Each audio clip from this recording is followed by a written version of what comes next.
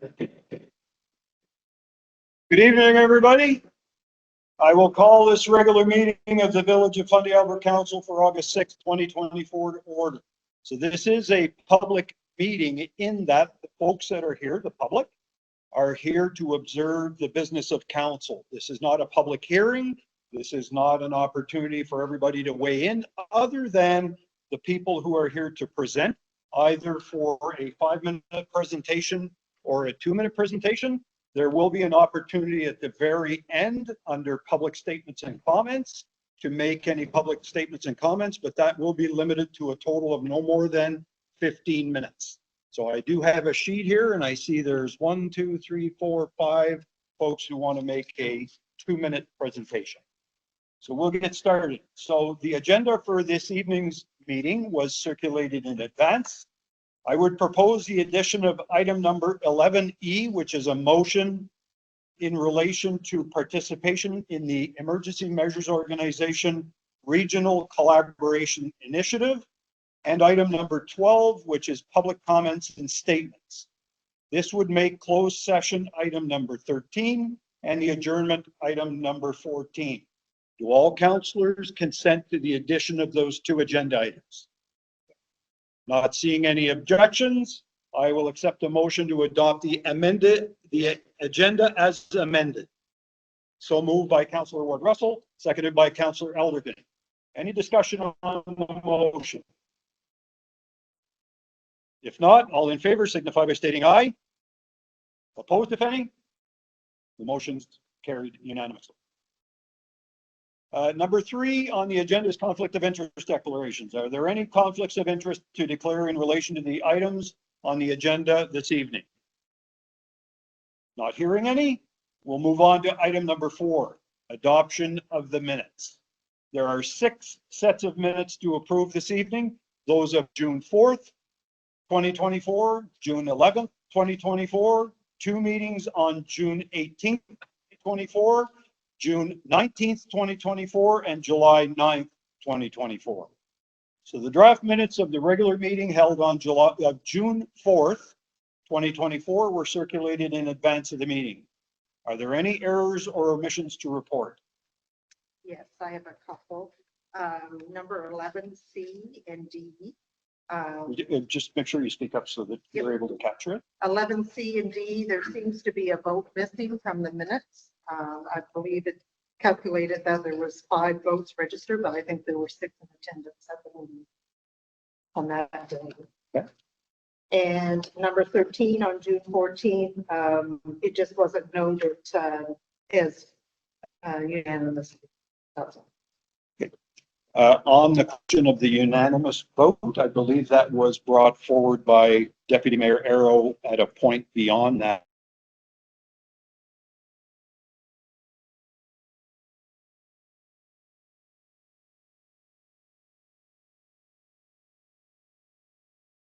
Require us to go back and review the video of that meeting and or the clerk's notes. So we will not be able to approve those minutes this evening. So we will then move on to the draft minutes of this. Yes, Deputy Mayor. Which is the councillor and mayor states requires. There's another. This is really a question. It's linked to whether we need to have actions arising from the minutes somehow, because in here there are requests that are being made. For instance, I personally made a request in here that asked the subunits of the budget. So this is the different taxation areas. Probably over it. We don't have one tax area, we have many different tax rates.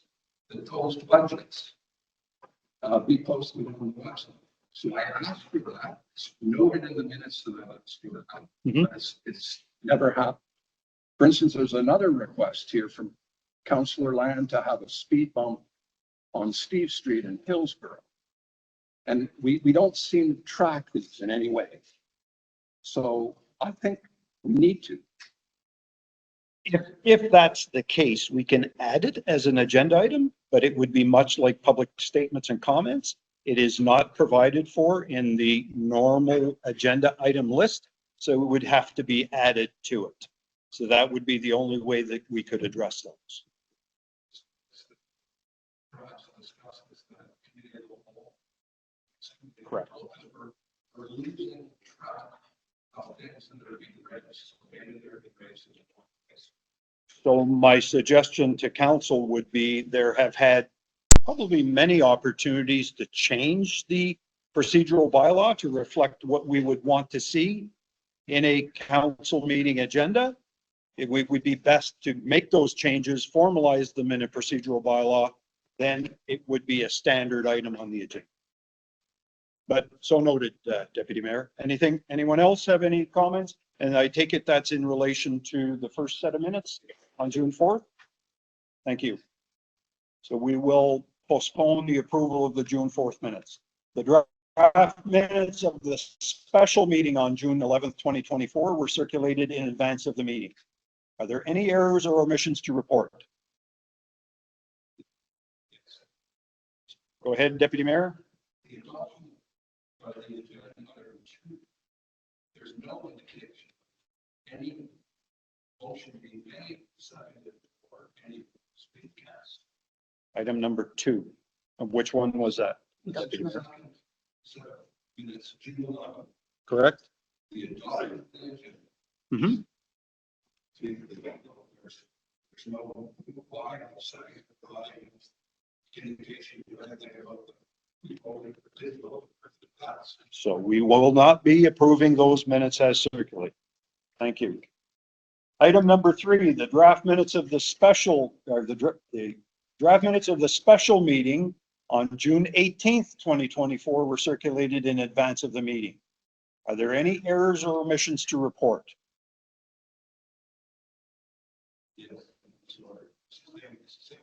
Counselor, perhaps in the future, you should raise those to the clerk ahead of time. And that way these corrections can be made rather than bringing them up like this, but it's totally fair to bring them up today. And what would the omission be?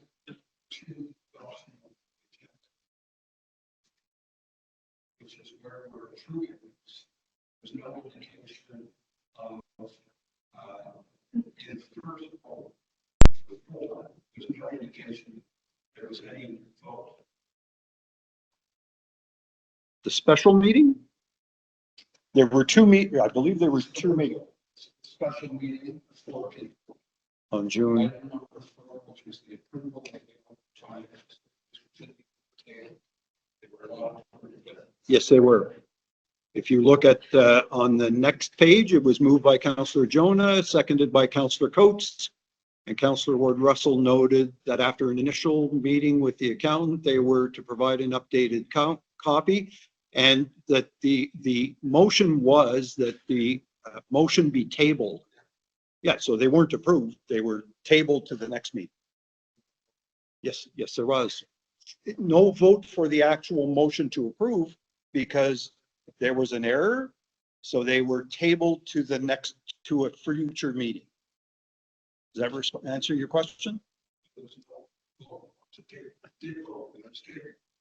It says that the motion be tabled. It was moved by Councillor Coates and seconded by Councillor Land. Okay, I see. Okay, thank you. So we will go back and verify that as well. The draft minutes of the Committee of the Whole meeting on June 18th, 2020.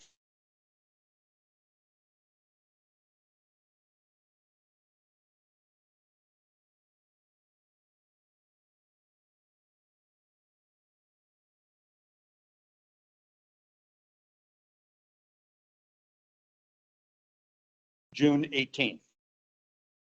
So moved by Councillor Ward Russell, seconded by Councillor Land. Any discussion on the motion? If not, all in favor signify by stating aye. Opposed, if any? Motion's carried unanimously.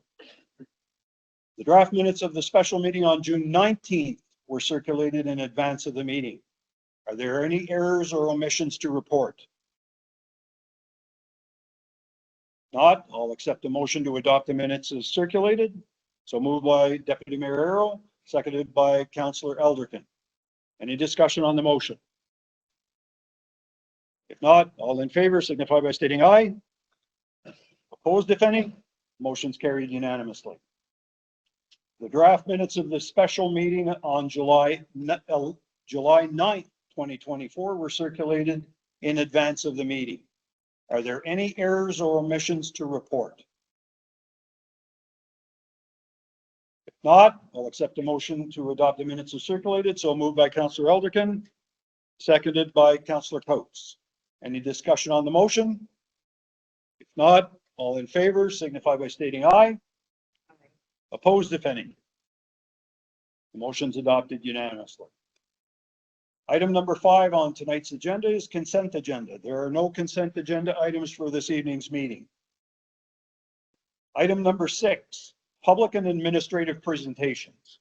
So before we begin with the public presentations, I will take the opportunity to provide the details of the request for proposal process that led to the motion tabled by council on July 9th, 2024. A summary of the 2 proposals that were received in the RFP process and the other facts that were available to council when the decision was made. There's actually one fact that was known afterwards. A number of concerns were received in writing from the public, and the response to those indicated that an explanation would be provided at this particular meeting. In the end, some will walk away with the same opinion that they have today, but it will be with the knowledge of the facts that led to this decision. So on April 29th, 2024, following a request to a realtor, our Chief Administrative Officer received a property market appraisal.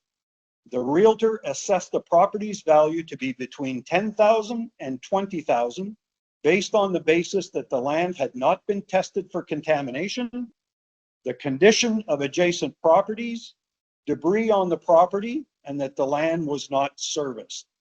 The realtor added that if the property was not serviced, or if the property were serviced, it would be worth somewhere around $50,000. The decision to declare the property on Steve Street surplus was made by this council through a resolution made public at a public meeting on May 14th. The resolution that was adopted by council included that it would be disposed of through a request for proposal process, that the land is zoned industrial and is unserviced, that the bidder would be responsible to ensure that the land can be developed for their intended purpose, that the municipality would not bear any cost to develop a subdivision plan or associated fees. These would be the responsibility of the bidder, that the parcels would need to be subdivided and require a survey and legal documents with the cost to be the responsibility of the bidder, that the municipality would not grant any assistance to a business by disposing of property below market value unless a partnering agreement were agreed to. The motion clearly stated that the RFP process would be open for between 10 and 14 days. On June 14th, 2024, a request for proposals was posted on the Fundy Albert website. The website is the official site where the municipality's business is conducted. A notice informing the public of the opportunity was also posted on the Fundy Albert Facebook page that same day.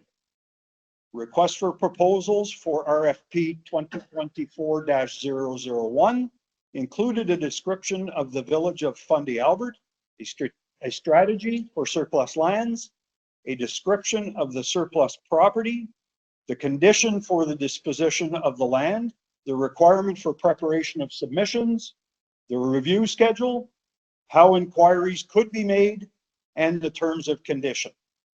In the conditions section of the RFP, it was clear that the land is zoned industrial and that there is no water or wastewater services available. In the explanation of the review schedule, it was clear that the Chief Administrative Officer would conduct the assessment of the proposals. It was also clear that the RFP was open for 14 calendar days, so from June 14th to June 28th, the maximum provided for in Council's May 14th motion. and that proposals confirm that the conditions identified in section 4, the section that specifies that the land is zoned industrial, that respondents would be responsible for all costs, and that the land is not service, would be met. The Chief Administrative Officer conducted the review of the proposals. No members of council were involved in the review process. The proposals. There were 2 proposals were received in response to the request for proposals. One from Briggs Maple Limited, Rocky Mountain Maples Limited, and one from C. McLean Construction. I'll refer to the Briggs Maple Limited, Rocky Mountain Maples Limited proposal as the Briggs proposal. I'll refer to the C. McLean Construction proposal as the McLean proposal. The Briggs proposal was to purchase the property at a purchase price of $24,345 for development of a growing business. It included plans to develop a maple syrup bottling line and warehouse, the installation of water and wastewater services, building structures to house a small-scale syrup evaporator to facilitate bus tours and daily visits. And I believe it also included retail space. In addition, it included the potential to connect trails to the existing trails, a picnic area and sites, and a possible dog park. The schedule of development activities ranged from near term, so 2025 to 2027, to longer term, 2029 to 2032. The McLean proposal was to purchase the property at a cost of $10,000 based on a construction of a sizable office and maintenance building for a growing company. The site would be used to reduce heavy truck traffic on residential roads and be more visible to the public. The proposed purchase price was based on the fact that all costs, including the installation of a well and septic, would be incurred by them. Proposals were to confirm that the conditions identified in section 4, and I previously mentioned those, of the RFP would be met. One proposal confirmed that they would be met, the other did not. In preparation for the July 9th meeting, the Chief Administrative Officer provided council members a council report form, which is a briefing of the facts, and a copy of each of the 2 proposals received for review. In the report, the CAO recommended selling the land to Briggs Maple Limited based on the proposed use for the land and the purchase price. On July 9th, a resolution was introduced or tabled to sell the land to Briggs Maple Limited, Rocky Mountain Limited. Following the debate, a resolution was defeated with 2 councillors voting in favor of the motion and 5 voting against. Following a comment by the clerk that there was another option to sell the property, a resolution to sell the land to C. McLean Construction was introduced. Following a debate, the resolution was adopted with 5 members voting in favor and 2 voting against. The last piece of information is that which was really received after the vote. So on July 20th, Mr. Briggs was interviewed, as was I, by the Times transcript, and is quoted as saying that his plans for the property included connecting to the municipal water and sewer systems before building a warehouse and bottling line for his maple syrup bottling operations. Perhaps Mr. Briggs is here tonight to do a presentation, so perhaps he can address that as maybe being misquoted in the article. Connecting to the water and sewer system is not possible as that portion of C Street is not serviced. A purchase agreement was then signed by both parties as stipulated in the resolution that authorized the mayor and the clerk to sign the agreement. The agreement was signed on July 18th. These are the facts surrounding the street land matter. Are there any members of council who wish to speak?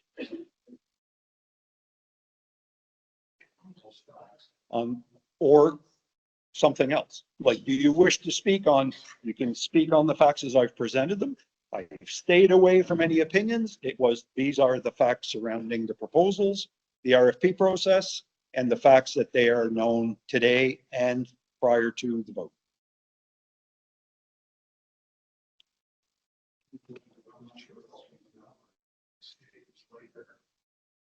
That you can certainly do that, Deputy Mayor. Okay, anybody else wish to speak? If not, we'll move on to the presentations.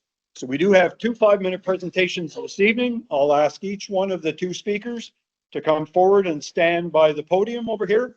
And please speak loudly so that everyone can hear you, and also so that our recording device can capture what you say so we fully understand, and anybody that's not here this evening can what was said.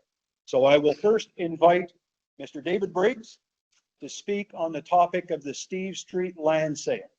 Mr. Briggs, thank you for coming, and you have 5 minutes. Thank you. Thank you, everyone. My name is David Briggs, the owner of Briggs Naples Limited. Everybody hear me? I don't know, I have 2 or 5, but some very Five. First, I'd like to thank the council for their time.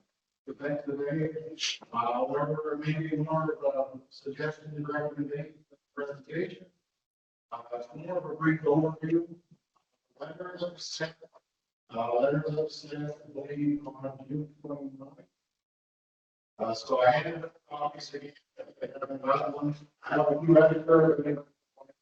Call later, or possibly email it. I'm sure they've all had a chance to see it every. Like to start by saying that I have issues with the kind construction. I feel that you provide a lot of service in the area. I'm sure they're growing, doing pretty well as well, so are we. My letter to the council is asking for a request for a appeal. I'm asking them to change their decision and awarding the RFP effective immediately. I'm not asking that they award the land to Briggs Bagels or Rocky Mountain Bagels. I'm just asking that there be no award this time. I'd like to see a more open and more fair process to follow.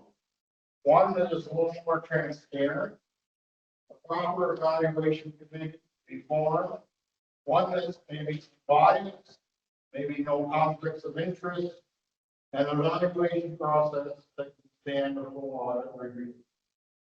I heard in the meeting discussion regarding buses being concerned. I heard in the meeting of bus routes being a concern. I heard in the meeting talking about the time, the possibility of taking too long. These were all irrelevant to me as comments. These comments were seen to me as the criteria. And possibly I'm wrong. Or were they just made up comments? I'm not sure, just to make them feel less dishonest. I'm not sure. There was some discussion regarding the schedule and the final development of the land. There was no mention here of the document on the time. This becomes getting evaluation criteria, which procurement law is very problematic. I'd like to see all criteria clearly defined, no criteria, no hidden agenda. I'm only aware of the RFP that was presented on the website. I don't know of anything else that was published or whatever. I'd like to see a longer timeline proposing. I believe a minimum is 14 days. Get the information out to as many as possible for as long as possible. The land has been sitting vacant for years. What's another 2 months? Process seems to be flawed in so many ways, and it seems like a disgrace. It seems like an embarrassment to us in the community. I would not recommend Mayor Council maybe taking some courses on ethics or conflicts of interest. A hot discussion or if when the next sale of surplus land comes about, we try to think more of Hillsborough, very whole community, funding out from Alma to River, and not just about a close family member or friend or former employer. It's all about our community at large. Thank you for your time. There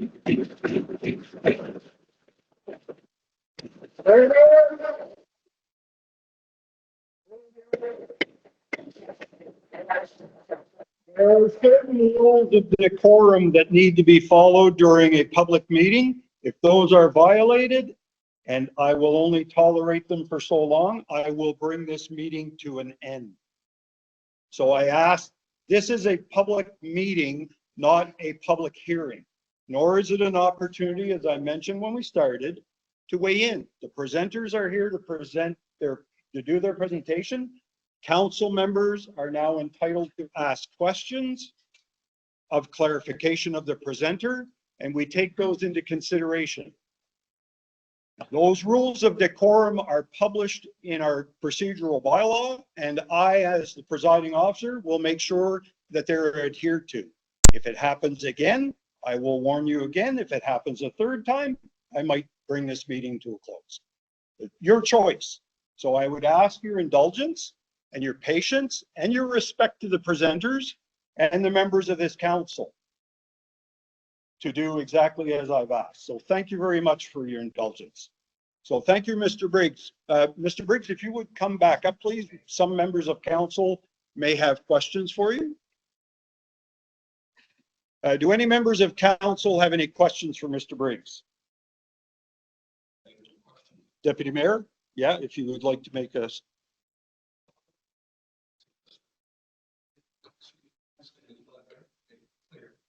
Very first thing I said. Requesting formal request for a meeting.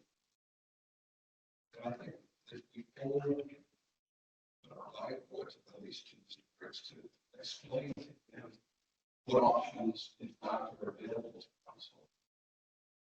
The action of an appeal actually doesn't exist in how the local government works. What does exist is the action to rescind the decision. So the rules upon which this council operates does allow for a decision that was made at a previous council meeting to be rescinded at a third council meeting. That's not under one condition, and that condition is if the action for which the earlier decision was taken was irrevocable. Now, the best example to that, to set the stage, is if we had made a decision to pay all the trust that the village owns really. And now we decided we don't want to do that, we want to pay them red. If they were already, we can't rescind that motion. We can make a new motion. We can't rescind something that's already done. In the case of this land sale, we cannot rescind if in fact the title of the land is changed. To my knowledge, the title has not yet changed. That's my understanding. Yes. So in fact, the option to rescind still exists. However, for the action to rescind to occur at this meeting, under the rules for which we are guided by, it would need unanimous support of this council. Every one of us would have to agree. That could be done. It could be done tonight. I personally do not believe that there is unanimous support here, although, as you know, I voted against the original decision. So I would be prepared to rescind, but I do not believe that that is on the table. The only other option that would not require unanimous approval would be to have the motion to rescind occur at a later meeting, perhaps the next council meeting. And in which case, if that was to occur, someone would need to make that motion, and there would need to be a majority to vote in favor of rescinding. But recall that if the irrevocable action of the land transfer had already occurred, it could not be rescinded at the next meeting. It would be too late. So I would just like you to be aware that, in fact, the option is available to us tonight. Thank you for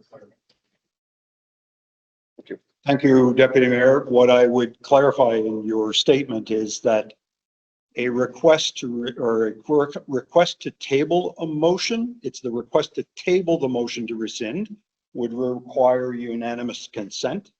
Then it would, and if it were consented to, then it would require a majority vote to actually rescind. Two-thirds majority. Oh, that's correct. Is there anyone else that has a question for Mr. Brady? No, I just want to take an opportunity to thank you for your presentation, Mr. Briggs, and to share your grievances with us. And I think your comments for me are well noted for future consideration as a council member. Thank you. Thank you, Councillor Elderkin. Anyone else? If not, thank you very much, Mr. Briggs. Thank you for your presentation.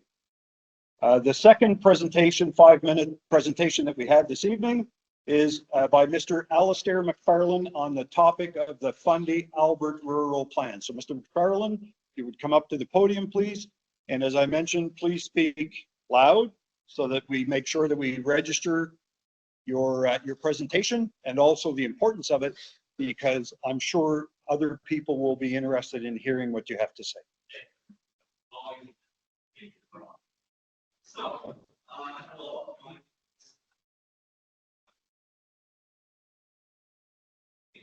I'm a resident of Phillipsburg.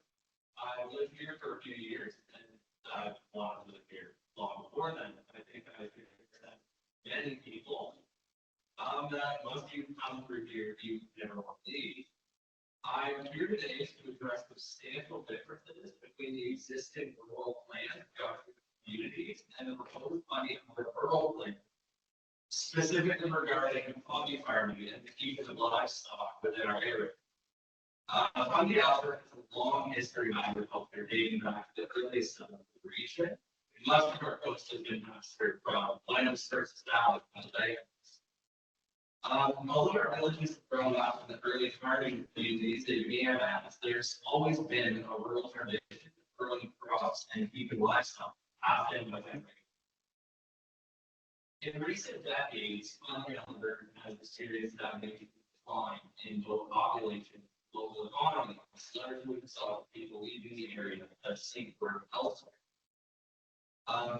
In the post-COVID era, however, there's been cultural return to rural life, sustainable living, self-sufficiency.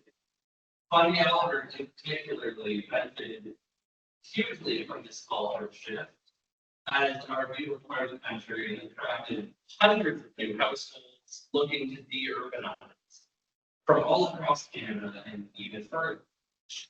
This change has been organic, not due to planning, but due to a shared vision of what our communities and our lives can be.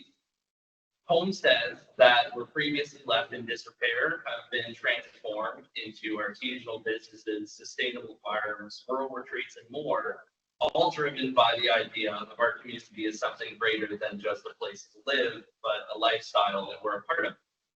Whether it's people coming back from a long career in other provinces or coming home here for the first time to start their own families.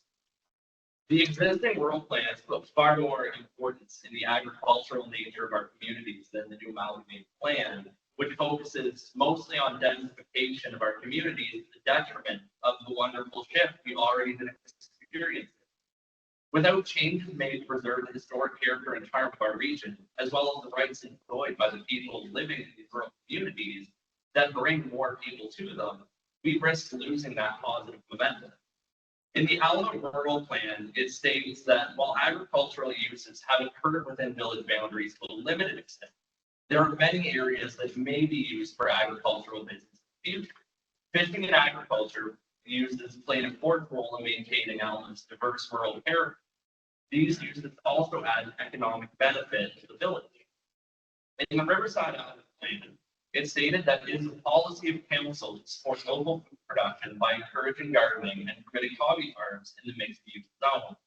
In the Hillsborough Plan, it states that agriculture and farming uses, including hobby farms, are an important part of the village and its path. They help maintain the rural character, as well as in some cases, adding economic benefit for those who choose to carry out these. These guiding policies of all three plans are not reflected in the proposed rural plan. It does not include a single reference to hobby farm or a single allowance therein. And that is a major tradition of our communities.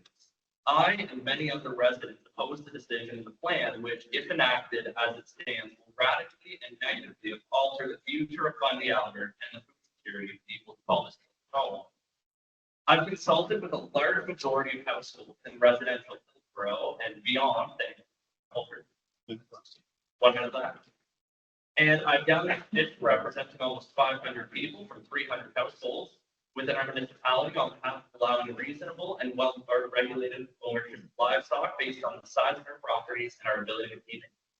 As Hillsborough is the strictest regulated in the zone, being a residential low density, the overwhelming support showed was the desire to be more in line with more permissive hobby farm bylaws for Riverside, Alberta, and Alma, and is readily possible by amending the Fundy Albert Rural Plan with the following bylaw based on existing rural sets from the old rural plan, with few modifications meant to ensure new allowances in some areas do not negatively affect surrounding residents' quality of life or property value, and ensure the welfare of kept animals.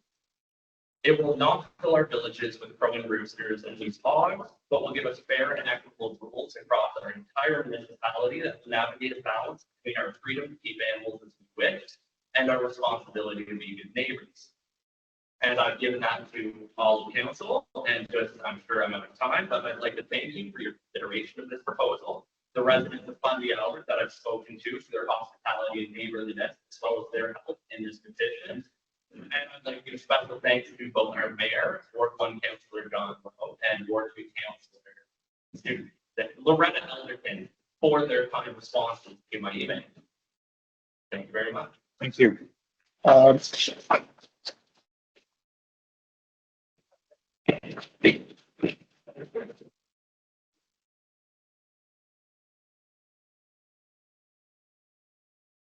I will be starting to ask people to leave if this continues.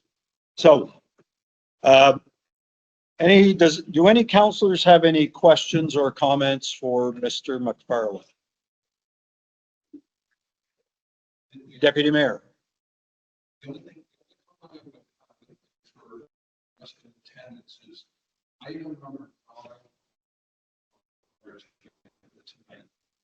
is specifically on the Fundy Albert plan. And I think there's going to be a discussion which will include some of the things that you're discussing. Actually, I think that's a better time. So I appreciate your feedback now, and also through your emails. Written feedback. I think we will be speaking to that in part and other things during item number 9. And I think that's the more time to please everyone. Thank you very much. Thank you very much, Deputy Mayor. Anyone else? No, thank you again. Very well put together presentation, and appreciate your thoughts. As well, thank you very much. I can't say I disagree with what you proposed. Fundy Albert has always been an area that people have animals and chickens, although some people don't feel the need. Today, pricing on groceries every time we go, we see what happens, and there may be a time down the road that these little persons will and will need to have chickens on it to stay the family. So thank you for your time. And, oh, sorry, Councilor? Thank you for your presentation. I think you should stick around. Thank you. And what I would point out is that Mr. McFarland and I had quite a lengthy conversation on Sunday. And I think he has a better appreciation of where council is going with this. It's a living document. It's not something that can't be changed in the future, even once it's adopted. We heard from a number of residents about the plan. And I really have to say that I was particularly concerned by the amount of misinformation that is out there. I've heard things from folks in rural Fundy Albert saying, you're not coming after my hobby farm. There is nothing, and we have the urban planner here with us today. There is nothing in the proposed plan that restricts agricultural use or hobby farming in any of the rural areas. Now, what what there may be some tweaking of the various zones and what's permitted and what's not. But if you live in a zone deemed residential area right now, I happen to live in a residential area, you are allowed agricultural today. Rural area, sorry, not residential area, sorry, rural area. The proposed rural plan speaks to other things, and I'll invite, after we've gone through the 2-minute presentations, I'll invite you to come up and speak and maybe clarify some of that. But what I would urge is that residents not get their information on Facebook. The plan is and was available on the Village of Fundy Albert website. I would urge you, instead of going to Facebook for your information, to read the plan. Mr. McFarland has done that. He's done his homework, and I applaud you for that, sir. And it was a very good presentation, and I thank you for that. And we are willing to listen. Thank you. So we do now have a series of 2-minute presentations, and I'll call each one of you up one at a time to come up to speak. You will be allowed 2 minutes. And in the interest of time, there are, like I said, 5 people, so we will go through those, at which time I will then ask councillors if there are any comments or statements to make. And then I'll invite Mr. Brewer from Plan 360 to come up and maybe try to clarify some of the not misinformation, but misunderstandings that exist with what was in the previous rural plans versus what is proposed in the current rural plan and what the process could look like. So thank you very much. So the first presenter for 2 minutes would be Mr. Jeff Cook on the subject of Golf Club Road and the rural plan. So Mr. Cook, thank you.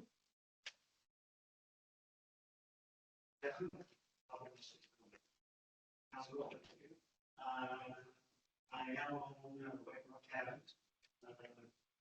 on Golf Club Road.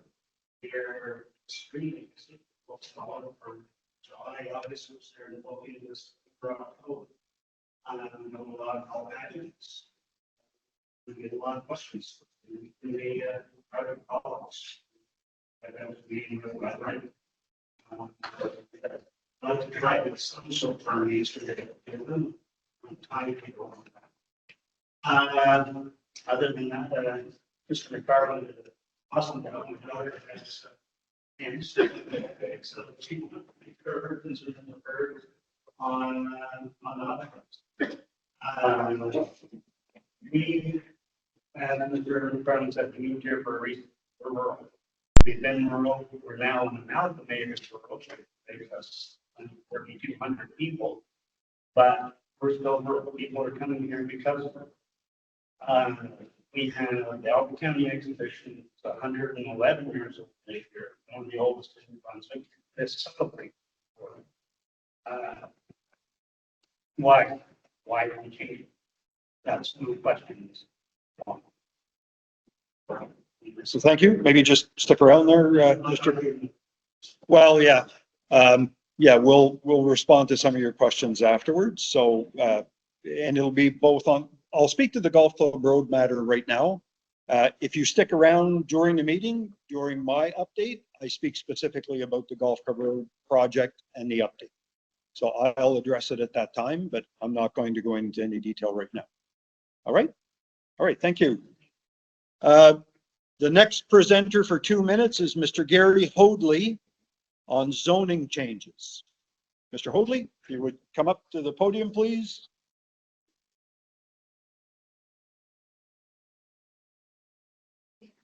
My name is Gary Hoadley. I'm Shady Lane in CBD Chicago Estates.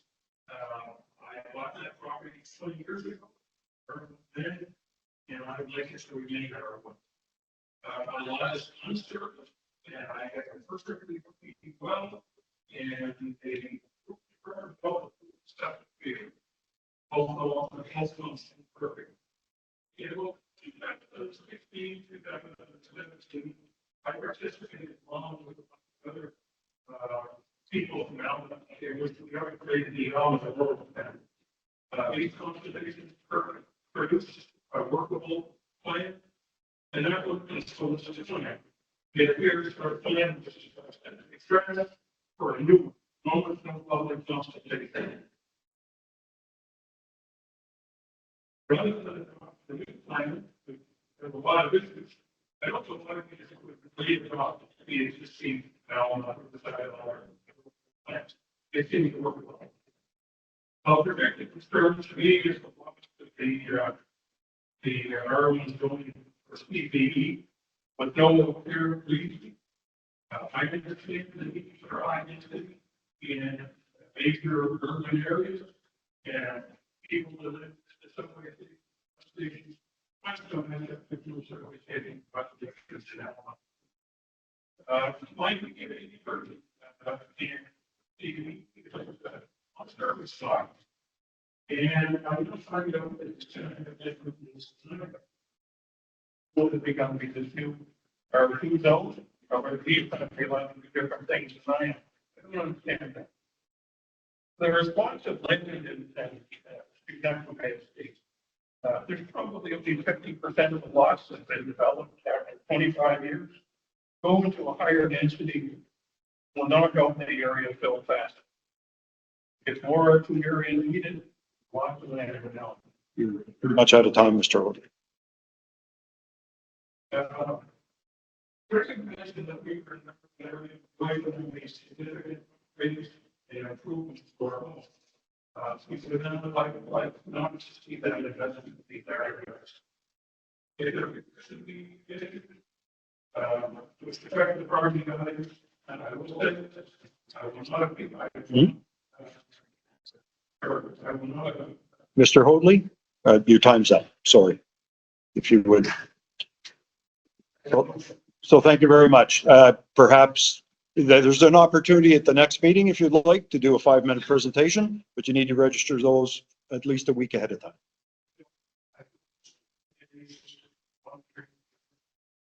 Sorry, sir. All right, thank you. The next presenter for 2 minutes is Mr. Terry Rossiter on land sale and zoning.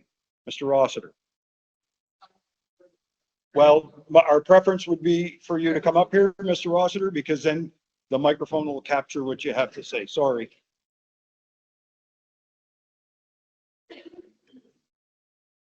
All I was going to say was I agree with what was said. It's all basically embracing everything that I was saying for him. I feel it was unfair. He was once told me that he voted against them because he didn't like the way it looked back at Nelson Mason. Or the Gulf over there. Well, if he was that, if he didn't like the way it looked. And that's where he said. He said it was against it. I'll respond to your question, but keep going. That's what it is. Yeah. I don't think it's fair at all. There should be more input, more research. Could be a conflict of interest. There's lots of things. It wasn't done the proper way. Pretty well. And most of the weakness is. And then when you hear that someone voted against it because they didn't like the most of the premises, that's not really the reason. You told me that mountain territory, which he didn't think that. And the filter over there, where we could go on the elder. Had a lot of stuff laying around, but it wasn't a place for a reason. And I don't know, maybe it's that much, but it's not as clean that. I don't know. That's about all I got to say. All right, thank you. Just on the issue of my reasons for, like, I wasn't going to get into that tonight. That was at the meeting the last time.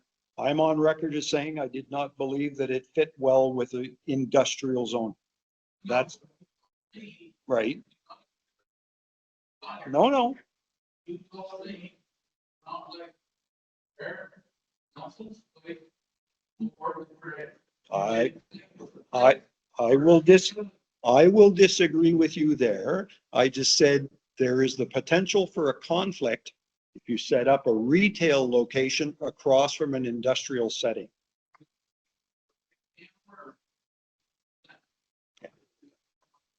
If you want to misquote me, sir, go right ahead. Yeah. All right. Thank you very much. Pardon me?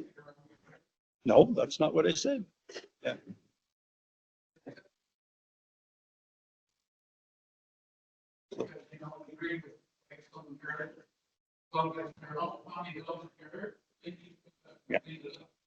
So on the issue of I've seen the suggestion of a conflict of interest being floated around a little bit. There are provisions under the Village of Fundy Albert Code of Conduct bylaw for councillors. There are provisions for that not to happen. If anyone here feels that that has happened, there's a mechanism for that to be addressed. Coming in here and floating the possibility of a conflict of interest is not the way to do it. But there's a process, and there is a new commission for. But no, that's not the way it has to happen, Mr. Rosser. As I said, go to the Village of Fundy Albert Code of Conduct and Ethics. Look at the process. It's very well spelled out. It has to be in writing, has to be signed, has to be specific. Then submit that to council. Council has to address it. So. No, we're talking about code of conduct and ethics here. So you wanted an answer, that's your answer. Coming in here and suggesting that there's a conflict of interest is not the way to handle that complaint. It might be publicly, but legally for the municipal council, there's a process. All right. I guess we'll agree to disagree. Right. Thank you. All right. The next presenter is Mr. Steve Milburn on the issue of the land deal. Mr. Milburn, if you'd come up to the podium, please. Thank you. You have 2 minutes. Steve Milburn. Thank you for your update. The issue I had, that's what's being spoken about. The issue is not the process. The issue is the decision. We have one bid that's 250% almost. There needs to be compelling sensibility. Compelling, there's zero compelling model. There's all kinds of little peripherals, but there are no pieces. There are no pieces of compelling logic to favor one or the other. They're both great people, both great businesses. Lots of really don't grow both. It's not about that. It's not about that. It's not about process. It's about the shape and the logic that was publicly stated to make this rule. And it's very, very good. You mentioned John wrote about sending a book. I believe I sent a letter to council. I may not use the word stand up, sure, I respond to it. And if I said, you stand up, but I think it's pretty clear.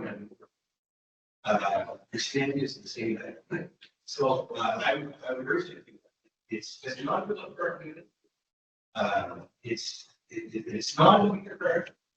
It's about a process that bears people. Two good people. And I think this is a chance to get this right. So I urge you, give us a title of it. Thank you. Thank you. Just a second, Mr. Milburn, or actually, no, you're not our last presenter, so thank you very much. The next person is Mr. Jason V. Horseman on zoning changes. Mr. Horseman?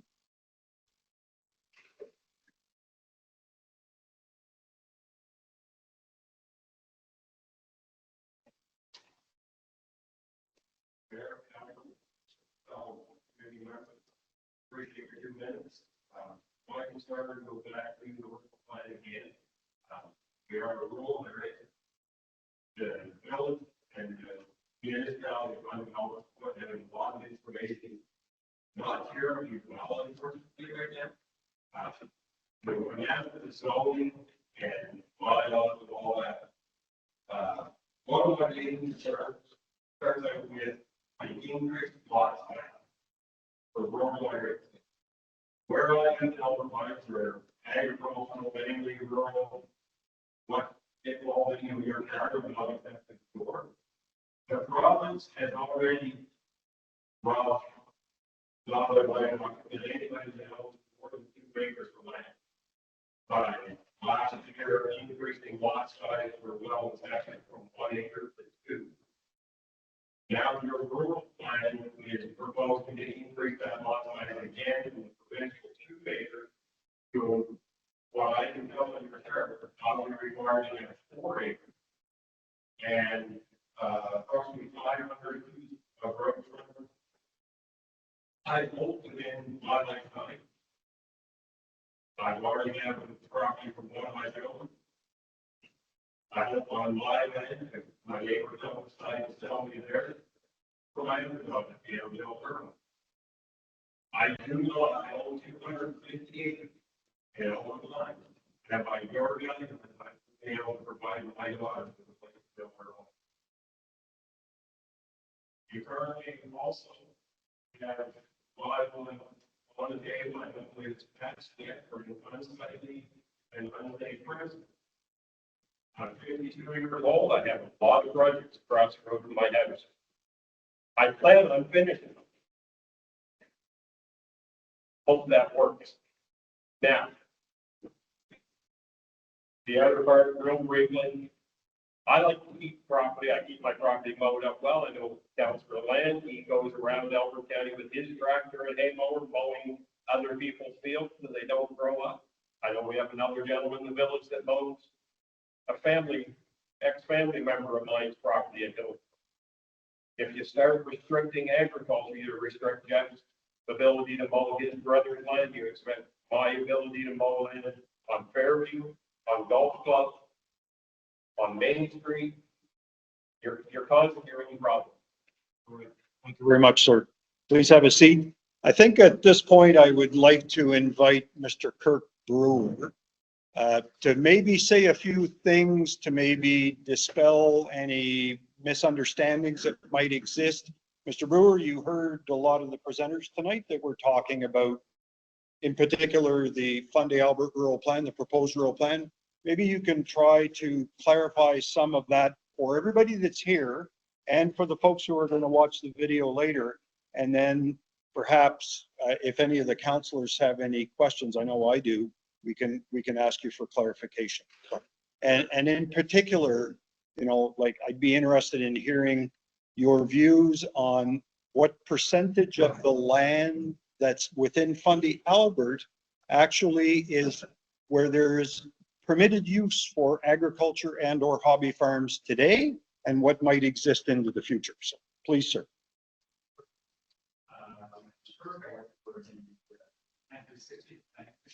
So for those of you who weren't hearing, over right now, since you are now one municipality, we have 400% that was not actually funded. So like the Fundy Albert thing is not in new in the sense that we're creating a bunch of rules. The goal here is to take 4 existing plans, merge them into one, keeping the as possible, but still dealing with some of those conflicting rules. So for example, the hobby farms, where it's permitted, limited extent, Alma by Albert, was permitted in a different way. So, so kind of changing these rules while still recognizing the rural area. So, I guess on the topic of agriculture, we're using things for like hens, hobby farms, and agriculture. And I guess I would separate those 2 things out. So the top impact are things very popular in Moncton and Berkeley, and lots of more urban places. So obviously those more urban centered lodges, allowing goats, pigs, or things like that, but without limited agriculture impact. There's tendency to develop on one. hobby farms generally we see as more physical farming, maybe a couple of goats, some smaller animals, bigger than chickens, that may have been in a denser area. And then there's agriculture, which is full-fledged agricultural operation, cows, pigs, sheep, whatever you want. We don't really look at the number, that's the department. So I guess maybe if we separate those three things out. I did ask our mapping teams to look at the zoning of the new rural plan. And we got the zoning map back. Welcome everybody to that book. So the rural area that accounts for 54% of this area. So that's going to be the land free zone. So that's 54%. That's agriculture. It's not just hobby farm, but full-fledged agriculture. Conservation zone is the next starting point. That accounts for 26% of the territory. So that skews things a little bit. Generally, conservation by conservation authorities like Nature Conservancy, that's conservative, things like that. So that's not passive agriculture, which means no environmental structures, but grazing would be prohibited. And the agriculture zone is active farmlands identified by Search New Brunswick that accounts for 6%, which means other zones, including commercial, residential, low density, residential tourism, community center, residential accounting for less than 2% of the area. So, agriculture is still permitted in the vast amount of this territory. It really just is the village centers that we're discussing, sort of set out or planted the most aggressive approach. They allow hog farms within the mixed use zone, which is service area. But there were still raised until around lots. So you're committed to have 12 hens on an acre lot. Anything more than that required in the city for 25 small fowl. So you got 25 chickens on an acre. If you wanted sheep or goats, you needed a minimum of 2 acres. And for larger like cow, horses, hogs, you needed 1 acre per animal. So really, it's permitted, but in the established village centers, they have most properties those law requirements. So, to have an acre within the village is less common. So even though the rules are permissive, it's still restricting most properties from having a large. So again, the question of chickens is something different. If you want hens to village, that's one thing. But I guess we're talking about hog farm, we are talking goats, hogs, things like that. So I guess that's how much feel on agriculture. Could you maybe, and Mr. Horstman kind of raised a question around the size of a lot that he could provide for his daughter to have a home and what the restrictions would be for building. And I think you had spoken to that maybe at the public hearing, but I think Mr. Horstman might need to hear that from you. It does not restrict, so I guess the challenges we see in more rural areas, large scale residential development. So 1 acre residential estate lots being developed. That was permitted in previous versions of the rural plan. It was creating a lot of challenges to the water usage and growth that you paid for and whatnot. So the point of I-8 is to kind of restrict that type of development to the areas. So what we've done is we've included what we call infill overlay zone, which is a set by strip that runs along every road in Pandial. So 114 Pandial Road, Management Road, blocks every road, and then everything within village centers with all the management. So during that, residential, the which standard of kilometers wide and 1 acre. So if you're laying the bus on the road, 20 is total. it's only if you propose that a new public road becomes small. So if you want to build a new road, it's final on that. It would be 5 acres, but there's still a mechanism to ask council to rezone the property to residential. And then council would maybe each 5 acres on the areas and reduce that 5 acre rule that it's solid. That is not well, that is not made in your plan development. Yeah, I don't make it, I, and that is a lot of intent. Well, and that's why I wanted Mr. Brewer to respond. So it kind of dispels your belief that there is something of a prohibitive nature that's happening there. That's not the case. So then there's section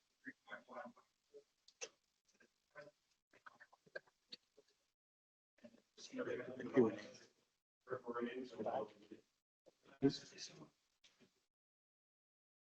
So does that answer your question, Mr. Horstman? Oh, yeah. All right. Okay. Do any members of council have any questions for Mr. Brewer or of any of the previous presenters as it relates to the Fundy Albert Rural Plan? What I will say before we get to there is that this is not something that the municipality has been endeavoring to implement right from day one. This is a requirement of local governance reform that we take these 4 separate rural plans and that we consolidate them. Now, the idea of consolidation sounds pretty simple, but it creates those differences like occurred in the former community of Alma, former community of Riverside, Albert, and Hillsborough. So the idea is to try to find some common ground and then build on that. What we heard at the public hearing is that there were some concerns about what was being planned. So we are going to listen to that. And if we get, I believe it's item number 9, or yeah, item number 9 on the agenda, you'll hear the direction that we're taking. The idea being is that there was a public hearing, which would normally have led to the first reading of a bylaw. That's not going to happen today. So we are going to reopen that, I believe, if the motion succeeds. We're going to reopen that. We're going to have an opportunity to revisit it. Then it needs to go back to the Planning Review and Adjustment Committee for their approval, then back to another public hearing. So you've not heard the last of this. This is not being shoved down people's throats, much to maybe the general feeling amongst citizens that we've made up our mind and we're going ahead. That's certainly not the case. We're willing to listen. So I don't know, Kirk, if you can maybe speak to the process. If we don't read the first reading of bylaw tonight, which is likely not going to happen, what's the process going forward? Maybe you can just clarify that for the public. Yes, so planning review committee, which is a group of local citizens, planning matters, they give recommendations to council. And we have the public hearing process, also requirements, so there's the 21-day notification period, minimum 21 days before that public hearing, and then it goes to back to council for 3 weeks of July. So I guess where we're at now is council is considering changes, so we're restarting the process that started a months ago. And still staying in that scope of not review plan with the rest of some of those concerns waves to fix or tweak some of those sections. So once we have a new plan, it will go back through the council process. So they'll set a public hearing date, send it to the planning committee, and back through the process. Thank you. The last thing I'll say on it is that we do not have a choice but to do this. It is a requirement of the local government that is saying you must come up with a new municipal plan for the newly incorporated municipality. This is not something we came up with on our own. We are required to do this, and we have until 2028 to do it. Not the beauty, but the benefit of this process is we're one of the first ones to do it. And Plan 360 had been working on a consolidation of those 4 plans because they knew it was coming. And don't forget the governance reform took effect January 1st of 2023. So we're already a year and a half into this, but all municipalities are going to be going through this. The challenge for us is to be able to find a happy medium that everyone's interests are looked after. And yes, our goal is to ensure that we maintain the culture that's associated with rural living. We're not here to ban everything in all areas of the municipality. So thank you very much. So I will ask, whoops, so go ahead.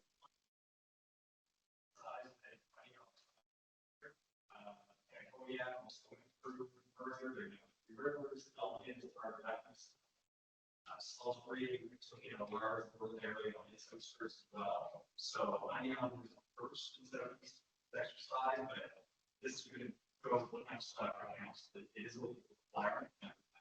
Council, it's probably going to take this process as a learning experience. And the fact that Fundy Albert is probably one of the more complex ones because it's an amalgamation of 3 former incorporated municipalities and a lot of rural area, whereas Salisbury is the village of Salisbury, now the town of Salisbury, and they've incorporated some rural areas. So theirs is probably going to be much simpler. So anyway, I will go now to the councillors to see if anybody has any questions. Deputy Mayor, do you have any comments or questions? Why more people here tonight than we're at the public hearing? And so, you know, this is a good thing that people are becoming engaged about the rural plan. So depending on how the vote goes on item 9, which I think we're going to see that the process goes back to call it the drawing board. It's not really the drawing board, it's to do the tweaks. What I would urge all the people in this room who care about this subject is once the new revised plan is available, you will be notified through our communication means that it's available to be reviewed. This is part of the legal process that would lead up to the next public hearing. There would be another one, and you would have 21 days at least to review the new corrected document, and the map that's at the back, that's also available through the website, is integral to understanding the plan. You cannot really understand the plan without the map. So you need to have the two things and study them. Hopefully you'll see that the changes that you're hoping are that if you have concerns today, those things will be addressed, hopefully to your satisfaction. And if they're not, you will definitely want to put in formal comments through the public hearing process and the ability to write letters, and these will all be considered before this gets enacted. Thank you, Deputy Mayor. Anyone else? Councillor Ward Russell?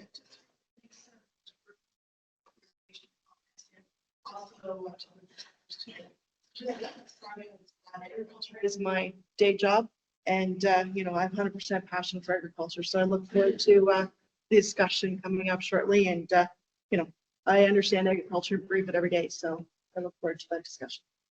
Thank you, Councillor. Any councillors from this side of the table? Yeah, just one or a couple of comments from me. One, Mr. Brewer, we talked about this earlier a little bit today. If you could explain to the public the difference in the fence, the fencing requirements, and why the change is there, similar to what you've explained to me earlier today, I think would be beneficial.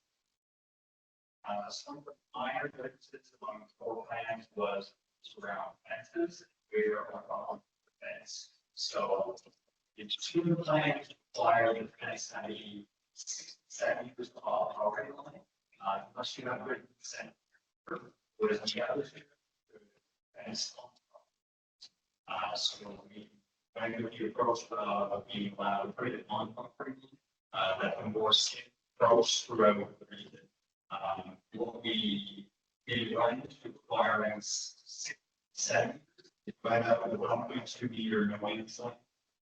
That's where folks structure responsible for growing it and it creates so the more common approach to the planning document is to allow us to, you know, to put fence on the property lines that Thank you. And just one other question, what, just, I guess for I think we as a council know, but the final date of completion that this must be completed by is 8, I believe. okay. Thank you. Anyone else from the side of the table? All right. The only thing I would add, and on the issue of fences, because I saw something today, again, where people tend to get their facts from, Facebook, was a post by somebody saying you do not have to get a permit to put up a fence. And they had Googled, do I have to get a permit to put up a fence in New Brunswick? The answer that was posted was, no, you do not need a permit to get a fence. So I re-Googled that same post, and what I found was that what was copied and pasted was from the city of St. John. Well, that might be the case in the city of St. John, but that is not what happens in all of New Brunswick. So you need to really do your homework when you're taking, when you're dealing with information that you get and treat it as factual. So I urge folks to do your own homework. Absolutely, ask questions. That's what it's all about. But don't just assume that because you read it on Facebook that it is hard fact. So, all right. So thank you very much, Mr. Brewer. Thank you. We will now move on to reports and recommendations from committees and private meetings. So I'll now call on Councillor Coates to provide a brief summary of an emergency measures committee meeting that occurred on July 18th. Councillor Coates.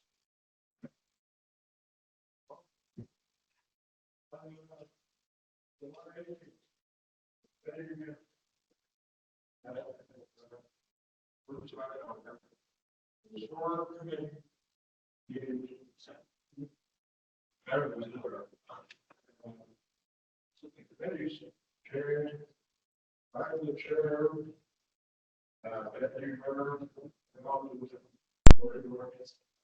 so, committee, and she and still getting old, volunteer, coordinator. I'll just be a two items employee, or just get it all. Right, and run.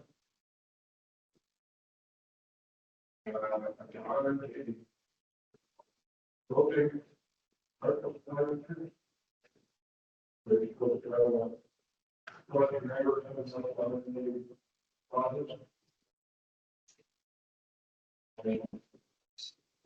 In relation to the meeting was online, we have a chance. Going to 6 or 7. We have all of the difference, but we have all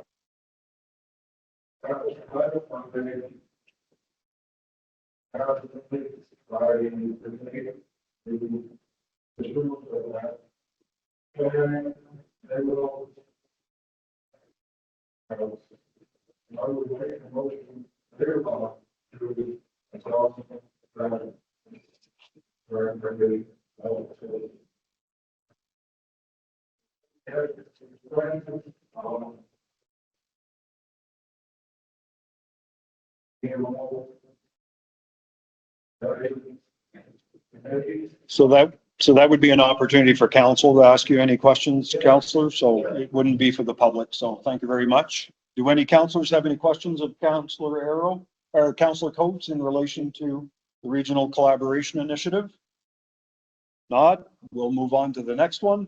I'll now call on Councillor Ward Russell, Chair of the Personnel Committee, to provide a brief summary of the Personnel Committee meeting that occurred on July 17th.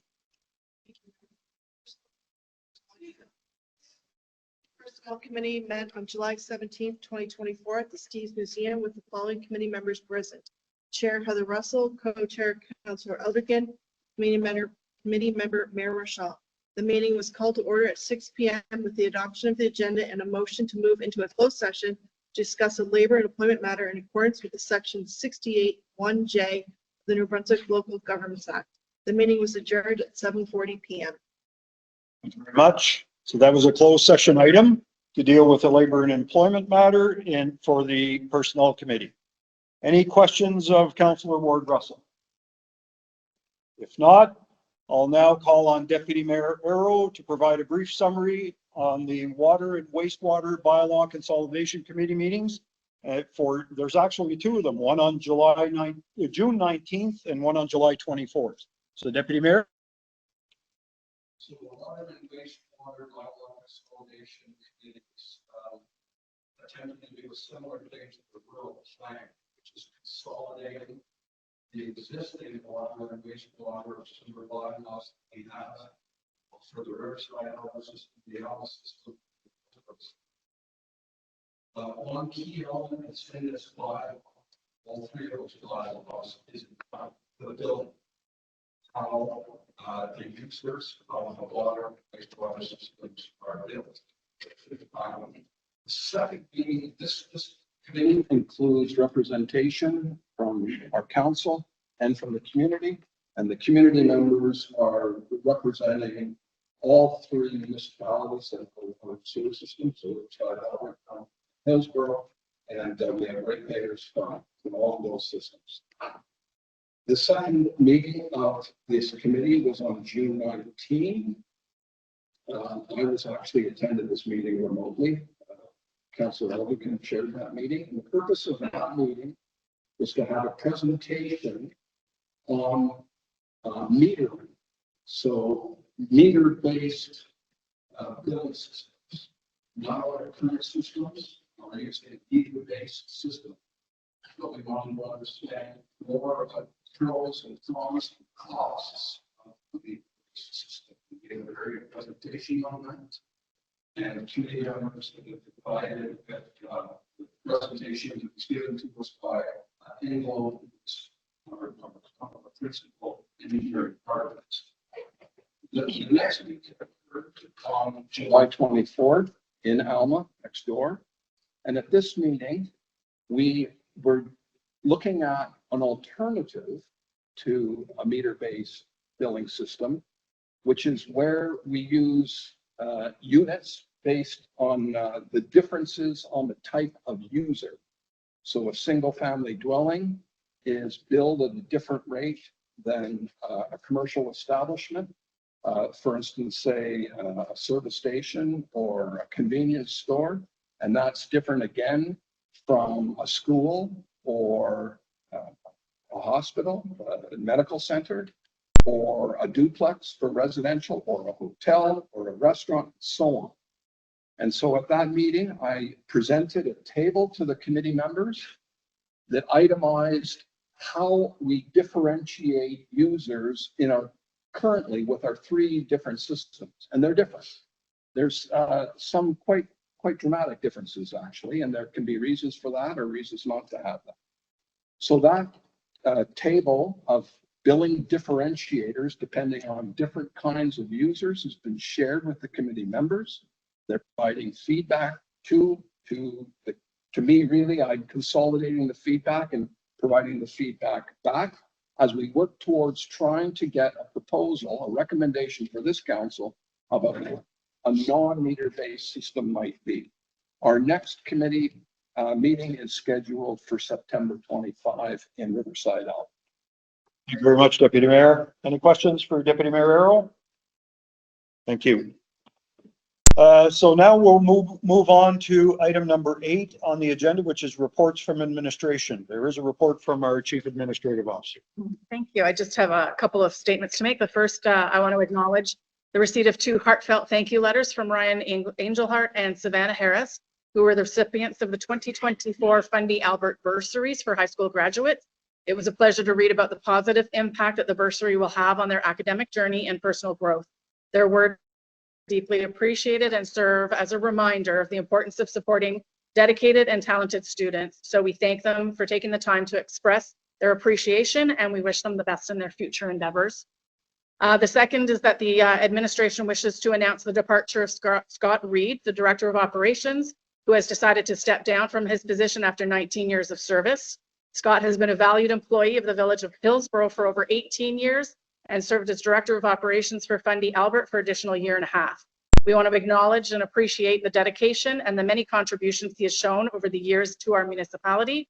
His absence will be profoundly felt within the Public Works team, and we wish him fulfillment and success in his next chapter. We have initiated a competition process to fill the position as swiftly and as effectively as possible. For more details, the position is posted on Career Beacon or our Fundy Albert website. We kindly ask for your patience as we navigate this transition period. Thank you very much, Mrs. Sabrin. Does anyone have any questions for the Chief Administrative Officer? Deputy Mayor? I've read this number of thanks from the county people. I'm struck by how he is looking forward to pursuing a career as aerospace engineer. As someone who did this. Close to your heart. Doesn't know him, I'm fortunate to. Great, thank you. Anyone else from council wish to say anything? No, thank you very much. So under item number 9, the one that we've been waiting for, there is a motion to present as it relates to the proposed Fundy Albert Rural Plan. Is someone willing to make that motion?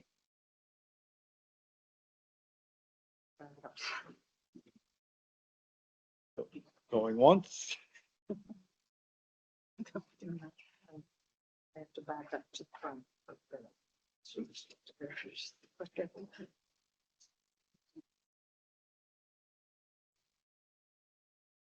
Pardon me? The Fundy Albert Rural Plan. Go ahead. Okay, whereas Fundy Albert is proposing to adopt a bylaw to 2024-7, the Fundy Albert Rural Plan, in order to consolidate the former rural plans for the Village of Alma, the Village of Riverside Albert, Village of Hillsborough, and the Westmoreland Albert planning area. Whereas the proposed rural plan was referred to the Planning Review and Adjustment Committee, and a public hearing was held on July 25th, 2024. Whereas council is considering changes to this proposed rural plan in order to consider comments and concerns brought forward to the public hearing. Be it resolved that a second public hearing to consider changes to the proposed bylaw be scheduled for Thursday, September 26, 2024 at 6:30 p.m. at the Hillsborough Kiwanis Community Center, and Rural Plan Bylaw 2024-07 be referred to the Southeast Planning Review and Adjustment Committee for its written reviews on the proposed changes. So moved by Councillor Elderkin. Is there a seconder on that motion? Seconded by Councillor Ward Russell. Any discussion on the motion? The discussion for me was the motion on the floor written as it is. I am not supportive of it. I feel the deadline of September 26th is too soon. And I wanted to also say thank you to the community for finding your voice. This has been a process, and you are a part of that process in the community engagement in which you have spoken. Now it's time for us as a council to return and reevaluate, and you will be asked to participate again throughout this. Thank you. And maybe perhaps I can refer to our Chief Administrative Officer, who may have some options as far as dates are concerned, because the key is that it must go back to the Planning Review and Adjustment Committee before it comes back to a public hearing. The suggested date that was proposed was the day before the public hearing. So there are perhaps some other options available. So I do, and I'll note that the decision needs to be made by the PRAC no later than 30 days from when council resolution is made. So it really stems on when our next council meeting is that we're going to present these changes for decision to send it to the planning committee in order to get it back in time. So if we want to, if you, instead of the September 26th, you can make it in October or November, like you can postpone it and make it any of those dates that you want. So if you want an extra month, that we can take an extra month, we can take an extra 2 months. So as soon as you decide what month you would like to do it in, assuming it's all going to be close around that date, pick whatever month it is, and then we can start doing the math and backtracking from there. So when it needs to go to council, what the public consultation 21 days will be, when it needs to get to the PRAC, all that would be determined. So is it our hope that we set a date tonight? Or is it our hope that we can? It's best to set a date tonight. So based on the concern over timing, I would suggest maybe 2 months from now would be the time to set a date. That would give us almost 2.5 months to have some sort of discussion about what we would propose be in the plan. Right, so proposing January 2024, is that or 2025 too far out? I think that gives ample opportunity for us to do our due diligence and to. I would caution against January because that means the bulk of the work is being done in December, and that might not be a good time for people are busy to be making those meetings and that consultation. So if you were looking at a November 28th public hearing, that means it would have to go to our council on November 5th, which means the discussions would have to go ahead of that. So personally, I will propose that. So do we have a February date? I don't have the math in front of me, but yes. Sorry. Mr. Brewer?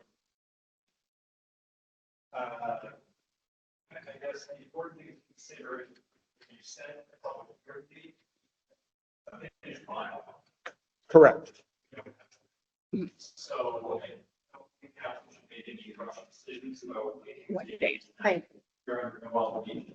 I think it's better to bring it to your committee, bring it back to the regular council meeting, discuss the changes, figure out what changes we're going to propose. And then direct. Is satisfied, finalized. Last person is on the home very days. So why would you pick a date and rent it tonight? We're all scrambling to make sure that everything is in place. So, like the CEO said, take your time, you've got a couple months. That would be my preference. Thank you very much for your clarification. Okay, anyone else have any comments or questions? Yes, Deputy Mayor.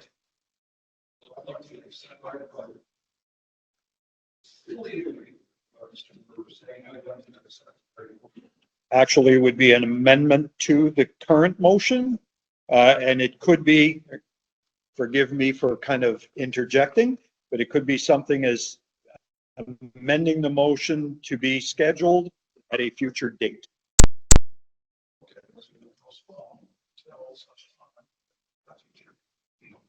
It just leaves it open. Well, we'll see if anybody else has any debate on that, and then we can raise the potential for an amendment. Or actually, no, if you want to make the motion to amend, we'll let it reflect. Do I have a seconder on that motion? So seconded by Councillor Land. Any discussion on the amended motions, or are there any other comments? Councillor Ward Russell. Just thinking that this would be an opportunity for us to bring the public into a meeting and have them join us. Have a representative of each of these villages. Same as what we're around the water and Okay, thank you. Anyone else? I think it's good that we push it out, so we can do the small details, try to re-look inside the villages. Some areas are going to be affected, some aren't, and there's some areas that have got land size to them that are going to be excluded, which should. Thank you. Anyone else? I do have a comment. So I had, much like Councillor Ward Russell, I think council should perhaps consider forming an ad hoc committee comprised of representation from the community to examine the elements of the plan related to hobby farms and shipping containers. And the committee could then bring recommendations to council at a committee of the whole meeting for recommendations and referral to the Planning Review and Adjustment Committee eventually. A committee would hold its meetings in public. Any ad hoc committee would hold public meetings. It's important for council to resolve this matter and to do it in a timely manner, but to do it correctly. It's important for residents to understand that generally speaking, what's contained in the proposed plan really doesn't impose any new regulations. It's really the consolidation, as I've mentioned before, of the existing plans. And I'll mention, and it's not to target on poultry or anything like that, but there's the understanding that there are poultry operations within certain communities. In some communities, they're not permitted today. Does that mean they're not happening? Not necessarily. How do we address those? Typically based on complaints.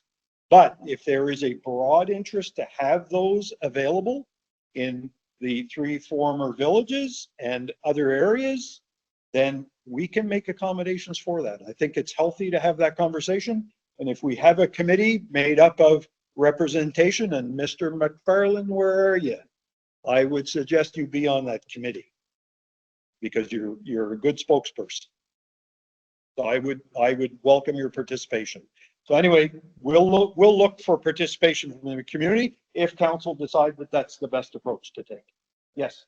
Just to add to your comments there, when you were listing some of the proposed changes, those aren't not limited to just those changes, right? Like we would compile all of the concerns and grievances that have been brought in. I think they would all need to go to the ad hoc committee. I don't think we're at the portion yet that we can. I would let the committee do its work however they feel best, being cautious not to open up the entire plan. Because if you open up the entire plan, I've been told by Plan 360 that if our goal is to reopen the whole thing, then our file goes to the back of the plan. But I think it's beneficial to acknowledge the concerns that have been given to us, and they should be shared with the committee. Otherwise, the committee's not knowing what we're dealing with as a council.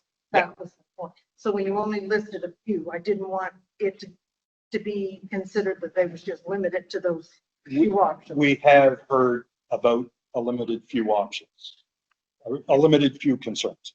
They seem to be common. Yeah, our CAO has a table going with all the various concerns that have been expressed. All right. Any other comments, or Deputy Mayor?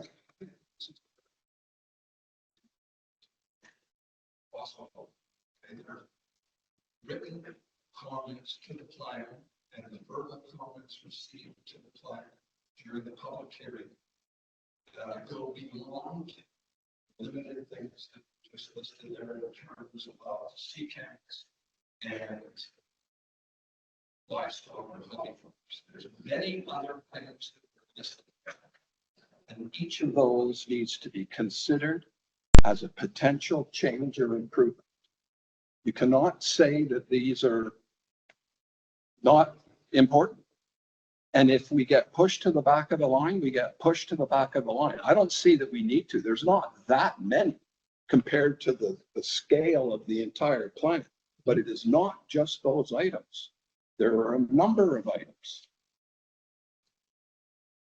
And I think we need to be Your comments are noted, but I'll repeat what I've been told is that this should not be viewed as an opportunity for the municipality to reopen the plans entirely. It's a consolidation of the plans. Right.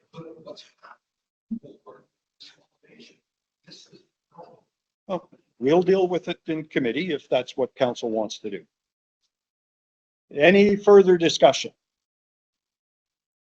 On the amended motion to postpone it to a future date, all those in favor signify by stating aye. Opposed, if any? Motion's carried unanimously. So thank you very much. So we'll now move on to mayor and councillor statements. Perhaps we'll start with Councillor Land. Thank you, Mayor. Speak up, please. I'd just like to thank the committees in Hillsborough last month. There's been the Hillsborough Homecoming Days, the gazebo community party that's on Saturday night till the end of the month. And we're going to stay ours and they had on Monday. There's been a lot of traffic in the village of Hillsborough, but I suspect they're being rewarded for that. So I just want to reach out and thank those people for joining us. Thank you. Councillor Jonah. As well, things that Council Lang mentioned, I would like to thank them as well. Along with the Riverside Other Committee, let's face it, no volunteers, we have nothing going on in this community. Volunteers very short and each and every one of them. One question that's brought to me, Severin, is for the last couple of days, speed bumps on Academy Street. That's kind of come back up. What's the plan there? Are the plans when they're going to happen? People are just wondering what's happening. And yes, they are being looked at. They're going to be put in place for sure. They just have to get the proper screws for them right now. So it is on the list and it will be done. And I would like to think yes. I can't speak for Public Works right now. I can ask them what their plan is, and I will ask them to put it as a priority. Thank you. Councillor Alderton. Just a few things for me. Canada Day was a huge success in Fundy, Alberta. I've made it to both events, both Elma and Hillsborough.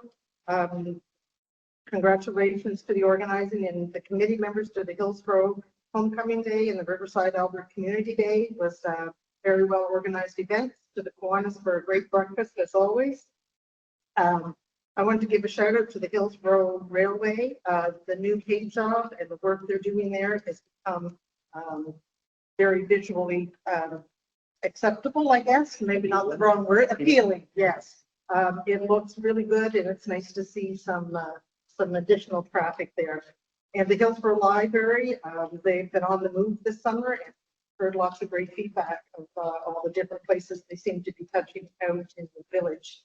And I wanted to say a thank you to the group of volunteers for bringing the Sunday markets back this year to the Riverside Alberta Exhibition Grounds. It's very well supported, and it's a great little community event. Couple of things just for future, maybe to take note for the committee of the whole meeting was, I was looking for some clarification if the paperwork has been finalized with regards to the contract of Forestdale Road from 2023, and if we've received any news from DTI with regards to the chip sealing of when that would be happening this year. I wasn't sure as of yet. More of a reminder, like I said, don't need an update tonight. It's more of a highlight for the committee of the whole meeting. There's still a survey pin missing from a resident's property on Forestdale Road. And wondering when the sale of the Riverside Alberta Village office will be going out to tender as well, because it just be nice to probably dispose of it before the winter months. On the corner of Route 114 and Forestdale Road, there is a couple of trees or bushes there that need to be trimmed, actually causing a sight issue when you're coming up from Albert and you're going directly up to Forestdale Road. When you cars coming around the corner, it's very hard to see. What I wasn't sure if it's up to the trimming or if that falls with TI. I wasn't sure on that, but there has been some quite a few near misses on the corner because they're coming up to the corner at a very not 50 kilometers an hour, and the people going up can't see them. So there's been a few near misses. And just to highlight that the bathrooms up at the Crooked Creek Lookout still require a little Speak bit. up, please. Sorry, the bathrooms at the Crooked Creek Lookout still require a little bit of maintenance. That's for it. And thank you for a couple of stop signs have been installed, and I understand the Beaver Dam has been removed and relocated. So that's good. Thank you. All right. Thank you, Councillor Alderton. Councillor Coates.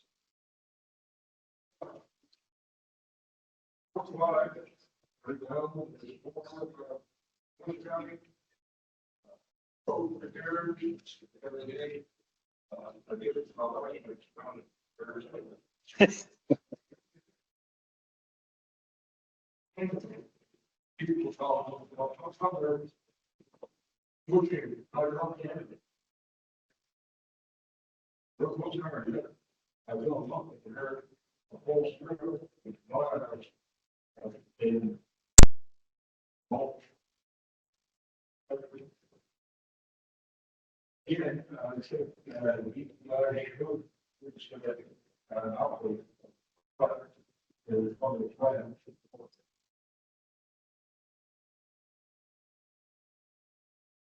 We can also have two major roads.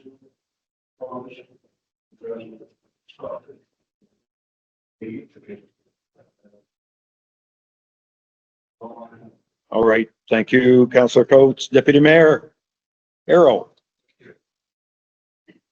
First thing that I would like to do is make a thank you to our public works team, in particular our water team, also our administration, and National Park, for all of the things that are happening in our water system. We got all the way through to this point here. With no low orders or advisories this summer. This is the great, what's that called? It's a great thing that we got this far, and it's what most happening. So I really thank for all people involved making that happen. Certainly for this community, looks forward to an update of our very large water expansion project. And it's the committee of the meeting to find out exactly where we're at. And I know it's going. People have asked me, it's stalled, it's not stalled, it's very much. And the only other thing that I would like to raise is certainly I have received, as I think many of us have, but I, as the Ward 1 councillor and as the deputy mayor, have received many comments and concerns from our community about the land sale and really the land disposal issue.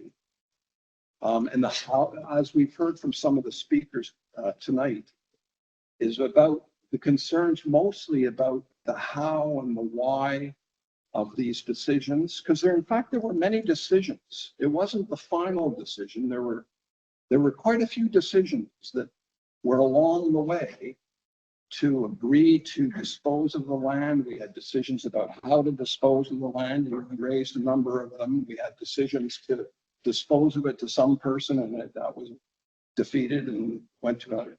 So I think for us, as council, the message that I was receiving that was in a way most troubling, and one I think we need to be very mindful of moving forward, is that issue made many in our community wonder about future decisions and how those would be handled, and those decisions that might be closer to home to other individuals and more directly affecting them. And they saw how we made decisions, and frankly, they were concerned. And I think there's something there we need to take a pause and wonder.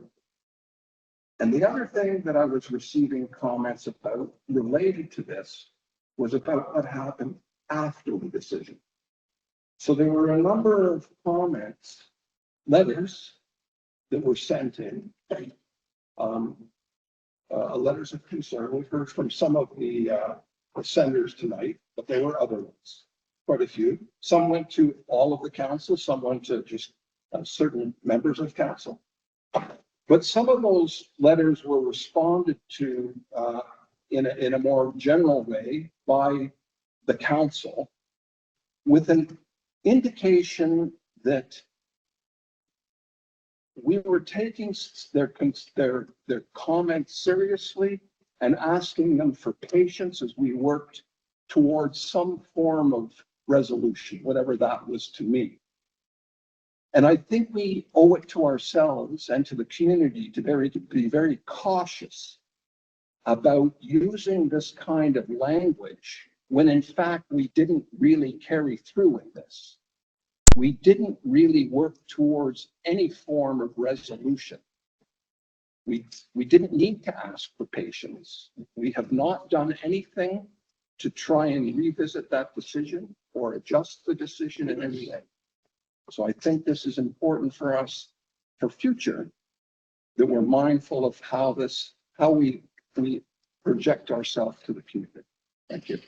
Thank you, Deputy Mayor. Councillor Ward Russell. Thank you, Mayor. Just a few things to add on to council's attention.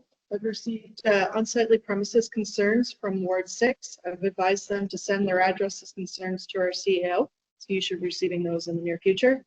I've also received the EIA on the proposed lagoon for Greensboro subdivision. There will need to be some follow-up with Fundy Albert and the province in the near future. Many details will need to be ironed out before the public meeting is formed. I will be following up with the CEO shortly with requests from the White Birch Playground. They're asking the municipality to take over the ownership and the upkeep of this playground. Finally, I would like to acknowledge with sending strengths to Mr. Levi Sutherland. He is a 15-year-old resident of Lower Carbondale who has recently started his rehab at the Stan Cassidy Center after an end-of-school pool accident. There was a recent fundraiser held in Riverview, which was well supported, and I wish him all the best. Thank you. So, from my perspective, I'll first give an update on the Golf Club Road Culvert Replacement Project. So the design work by the engineers on the Golf Club Road Culvert Replacement is complete. The design work has been submitted to the Department of Environment and Local Government and to DFO for environmental approvals. And the culvert replacement, the idea would be to replace it with a concrete culvert, approximately 8 feet. It's not exactly circular, but rather kind of an oblong shape.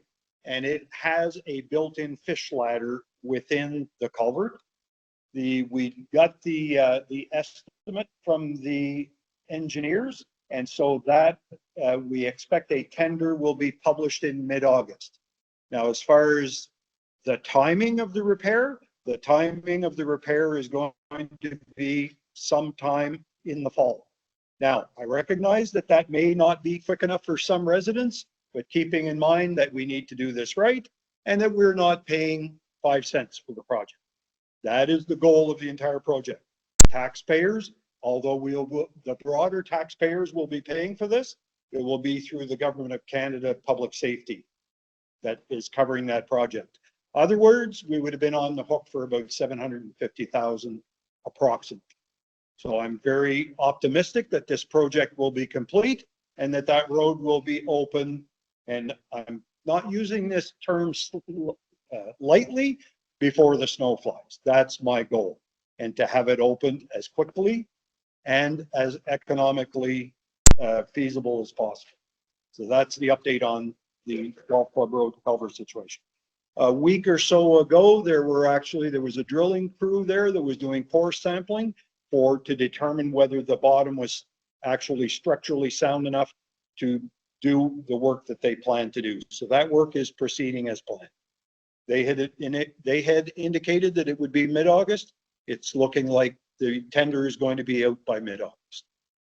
And so, I'm kind of the point person on that project, and I will be dealing with the department, the Emergency Measures Organization group, just to make sure that we're in a position to actually, because we have to pay for the repairs and then get refunded through the disaster relief funding program. That's what's happening. On Route 114 at Grey Brook, that's same brook, different location. On July 10th, the CAO and I met with the minister, the deputy minister and assistant deputy minister of the Department of Transportation in Fredericton. Minister Sherry Wilson, who will be representing the riding of Albert in the upcoming provincial election, also participated virtually. While there, we highlighted the importance of this project on Route 114 at Grey Brook to Fundy Albert residents in terms of potential impacts to public safety, to economic development, and to tourism. There are also a number of other issues like education and so on that are related to that, but those were the main ones. We highlighted our concerns with the continuing delays related to this project, especially when you consider that property acquisitions at that location first began in 2018. The idea of the project began well before that. We were informed that there remain 4 unresolved property acquisitions. This was a huge surprise to me. And we've since corresponded with them to let them know that one of the properties is for sale for $10,000. So they better get on, because I don't know that they'd pick it up for anything less than. We were informed, so it was a productive conversation that we had with them, and one where the deputy minister confirmed that their intention is to resolve the outstanding property acquisitions, to provide us the update on those properties by the end of August, to complete the engineering work, and to issue a tender in February of 2025 for the work to begin at that location in August of 2025. Your guess is as good as mine as to whether or not that timetable will stand the test of time because of the upcoming provincial election, but I'm optimistic, and we will continue to press them to make sure that that project is completed. The last thing I want to hear is about a hurricane that's coming through here and take that road out, and then we're in a mess. So we will continue to monitor the situation, emphasize the importance of this work, and request updates on the project as we can get them. And lastly, I would like to thank former employee, Mr. Reed, for his service to the community, both of Hillsborough, as was noted, and to Fundy Albert. And we wish him well in his future endeavors. So those are my comments for this evening. Any questions on the Golf Club Road culvert projects or Route 114? Thank you. Notice of motions and resolutions, item number 11. So a motion to adopt the Fundy Albert Strategic Plan 2024 to 2029. So would somebody be willing to move that, or to advance that motion, please? Whereas Fundy Albert has undertaken a comprehensive strategic planning process to guide its future growth and development. Whereas the strategic plan has been developed with input from community members, stakeholders, and experts to ensure it reflects the needs and aspirations of Fundy Albert. Whereas the strategic plan outlines key priorities, goals, and actions to be undertaken from 2024 to 2029 to achieve sustainable and inclusive growth. Be it resolved, the Council of Fundy Albert hereby adopts the strategic plan as presented. Council directs the Fundy Albert administration to implement the strategic plan and report on its progress annually. Council commits to reviewing and updating the strategic plan as necessary to ensure it remains relevant and effective in achieving Fundy Albert's visions and goals. Thank you, Councillor. So moved by Councillor Elderkin and seconded by Councillor Coates. Any discussion on the motion?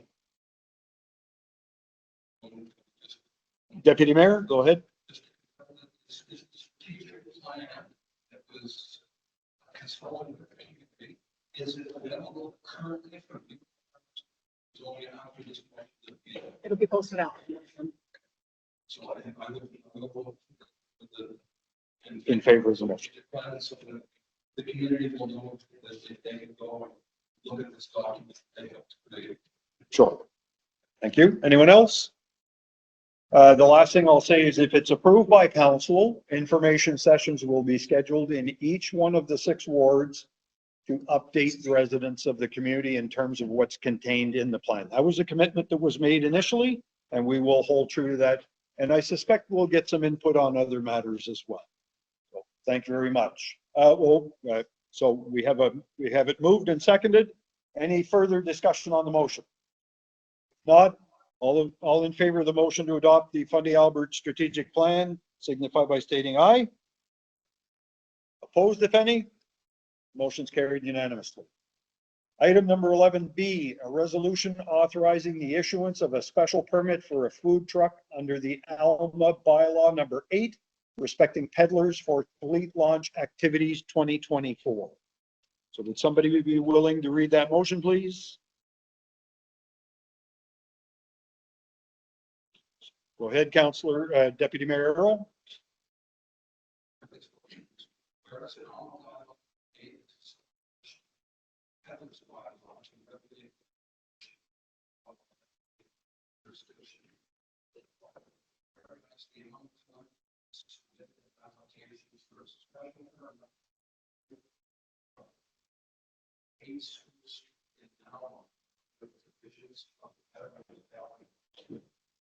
requires the operation of the food truck, so the not to contribute positively to tourism.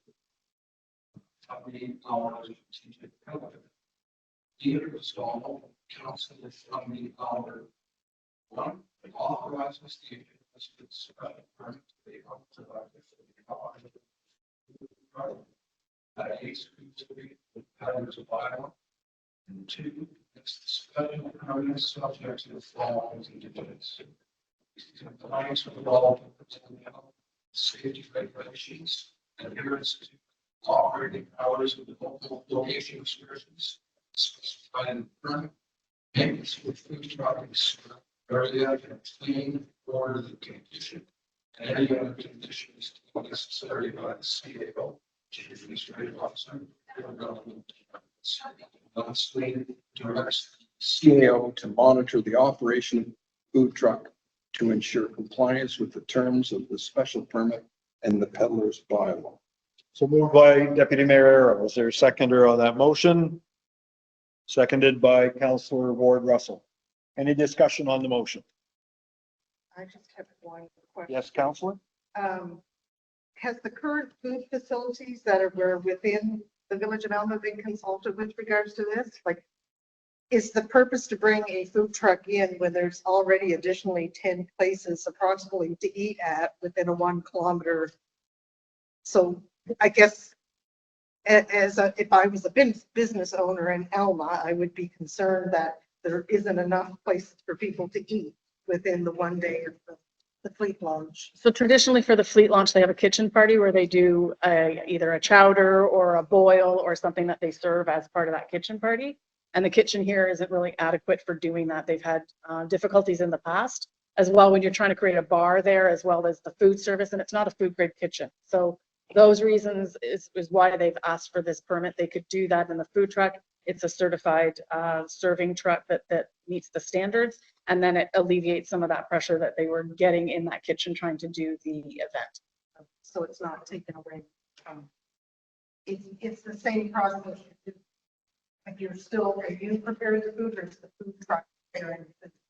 It's the volunteers that prepare the food, so it'll be done in the food truck as opposed to in the kitchen. Okay. So this has been years and years like this has been happening. Thank you. Thank you. Councillor Land. So Correct. they're not gonna really tie into and hurt the other business in this area. As far as I've been made aware, yes. And we can stipulate that in the agreement that we put in place with them. Anyone else have any questions? Deputy Mayor? And the reason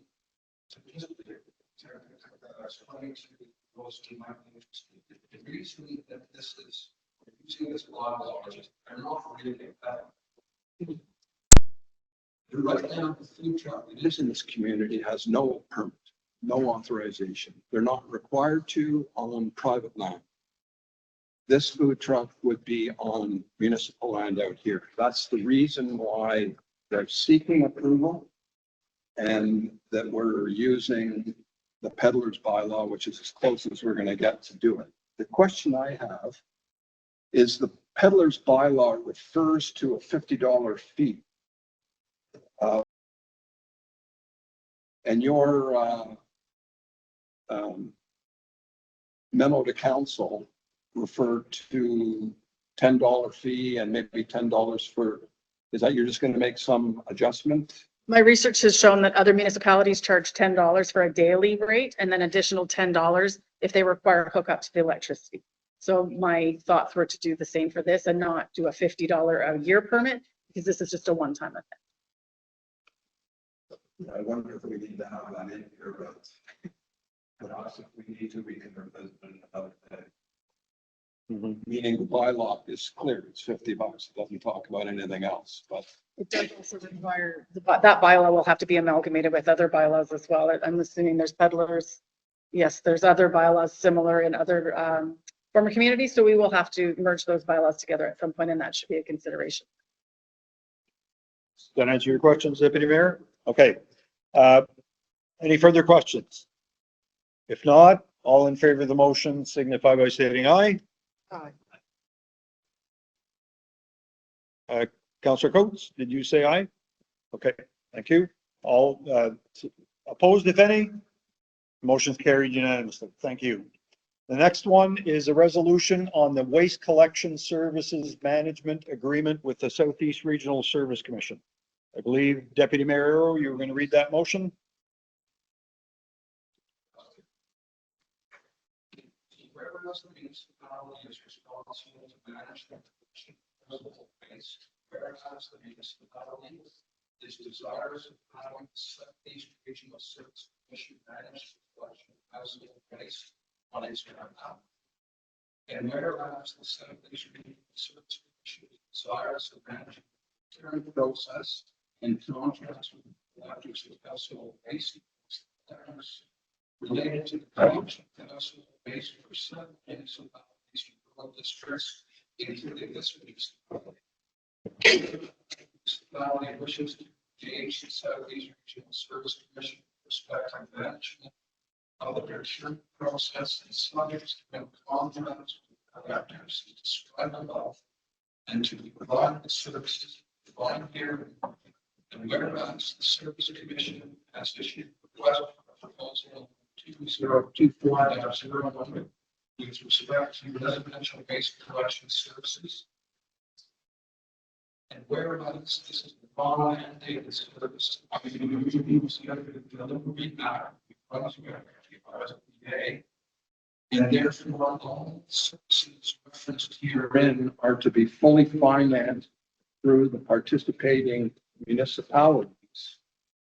Be it resolved that council authorizes the clerk and mayor to sign and affix the corporate seal on the Waste Collection Services Management Agreement number 4160-8678-7409, version 3, between Fundy Albert and the Southeast Regional Service Commission to opt into the regional waste collection model, subject to a contract award by the Southeast Regional Service Commission at the August board meeting, and hereby authorize the Fundy Albert CAO to serve as the municipal contract manager.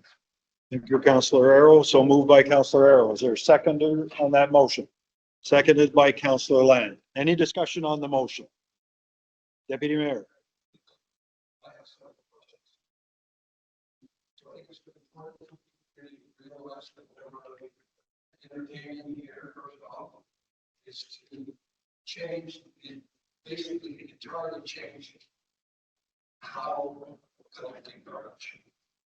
Currently, there's a number of contracts used throughout parts of the neighborhood, and in other parts, for instance, on the other side, I'll collect their own garbage. Under this proposal, it would be a third party who signing a contract with the Service Commission who will collect the garbage for all of us. So that is, in a way, I am supportive. But I have some questions. Currently, we have almost one equivalent person picking up garbage in a dedicated truck that does this. So what happens is we have two people picking up garbage one day a week in Alma and two people in Riverside, Albert, and we have trucks, our own trucks. This is not discussed at all in the background material that we received with this subject. What is the intention of these resources? The municipal resources that are currently doing this.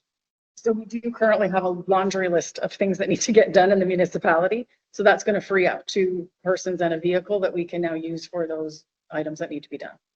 Because I'm concerned with cost, because this is definitely cost. So we're actually like doing this. This is, we need to, in my view, make redundant some of the resources that we currently have doing this work. Or we need to make sure that we're planning to fund these additional resources to do other work. Or we shouldn't be doing this. We need to be entering this up front. That's one thing. I noticed in here that what is also included, this the community should be aware of, is that this would be much like we have today. 1 week it's clear and green bag, the next week it's blue and green bag. And that the bulk big garbage days that we sometimes have, like in the spring we had this year, will be discontinued. And instead, every other week, all of us would be able to put out one bulky item, so-called bulky. I don't know, is it defined? I don't know. It is, there would be a list. So that's interesting. But it made me wonder about the mobile eco depot. As you know, we have that throughout Fundy Albert several times a year. For instance, here in Alma, it's just in the parking lot. This is where you can take your household hazardous waste and other crappy stuff that normally doesn't go in your garbage. I didn't see any mention of what's happening to the mobile eco depot. Do you know? I don't. My impression is that would still go on because that is separate from garbage collection, and even it's separate now from garbage collection and the large waste, but I'd have to confirm that. Last thing I know, the overall cost of as we have for. So I'm not sure what we're doing about the fact that the work that we do to, by the way, it's the start of January 2025. Correct. February 1st. February, okay. So soon. What are we going to do? I guess we'll have a bunch of discussions to come in. So just as a point, do you plan to support this motion? Okay, thank you. Anyone else? No, I had the same concern about the staffing, because currently right now, we do have staff.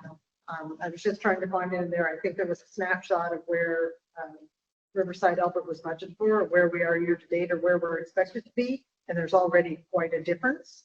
So it's just something I'd like to look into at budget time, because there seems to be a big increase for Riverside Albert for garbage this year, and not so much for Hillsborough or Elm. So that's just, I guess, that was, I had the same concern about, because we're paying for garbage now and salaries, which covers both.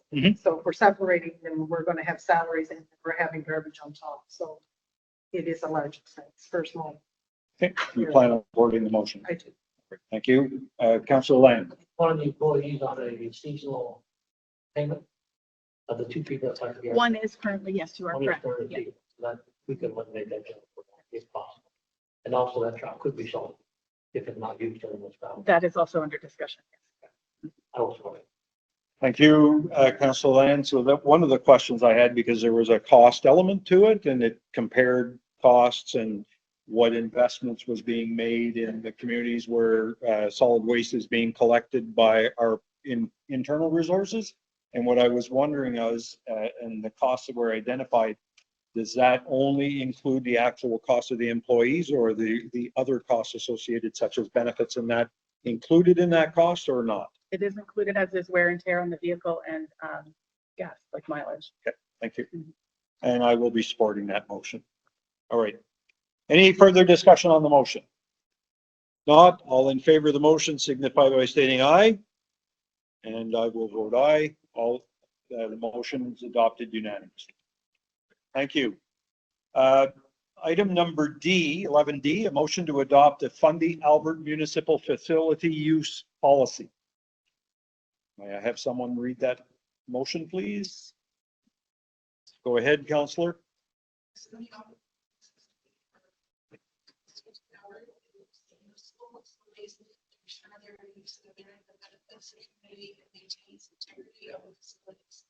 Whereas the policy outlines procedures for the facilities, including but not limited to patient processes, usage fees, responsibilities of users, And guidelines for acceptable use. Whereas the policy aims to promote equitable access to municipal facilities, support community events and activities, and ensure the facilities are used safely and responsibly. Be it resolved that the Council of Fundy Albert, number 1, approves the municipal facility use policy as presented, effective immediately. Number 2, directs municipal staff to implement and enforce the policy, and provide regular updates on its effectiveness and necessary revisions. Number 3, directs the administration to develop a comprehensive helmet use policy. This policy should include, but not limited to, the following elements: mandatory helmet use for all individuals participating in activities with a high risk of head injury within the municipal facilities, educational programs to raise awareness about the importance of helmet use, enforcement mechanisms to ensure compliance with the helmet use policy, and finally, request that the draft helmet use policy be presented for review and approval within 2 months from the date of this motion. So moved by Councilor Ward Russell. Is there a seconder on that motion? Seconded by Councilor Elderkin. Any discussion on the motion? Just a couple of questions. Yes, Councilor Elderkin? The rental rates that are identified in there, are they current rates? Sorry. Yeah, when we discuss it, the committee of the whole, it is the current rate, and then we want to have a rate discussion when we come to budget time. Some of the organizations have already posted and listed their pricing for the next year. So we have to be very careful that we don't change the rates on them that would affect some of their registration fees. So I'd like to have that discussion at the budget talk and have that put in place for maybe the fall of 2025. Which is kind of unfortunate because that's what we said last year. We're going to be able to increase the arena rates last year was because of timing. So it's unfortunate that that's. We could raise some and not others. We could raise for people who are outside of Fundy Albert. We could make certain decisions based on that for sure. And the only other question I had was under the rental space, under appendix 3, which I think fell under the Riverside Albert Recreation Center, there was a note that requested for additional setup on a case by case basis. Was that only for the Riverside Albert Center? Or was that it should be for all of it. If somebody requests additional time, if they want to get it 2 days before to set up for a wedding, we would have to deal with that on a case by case. Okay, might be something just wanted to know where the wording is, kind of. Side out center. And it's roughly. And will you support the motion? Thank you. Anyone else? Deputy Mayor? This, I know it's on the council, but you want to this subject. Whether incubating, how many incubators incorporated into this problem. I can only hope no doesn't give evidence. I have two questions about it. It says in here that it's been added to section 11. I couldn't actually see. Maybe I missed it. Is reference to that incubator space rental policy mentioned in this policy anyway? It is. I put it in section 11 and I annexed the policy in Annex A, I believe.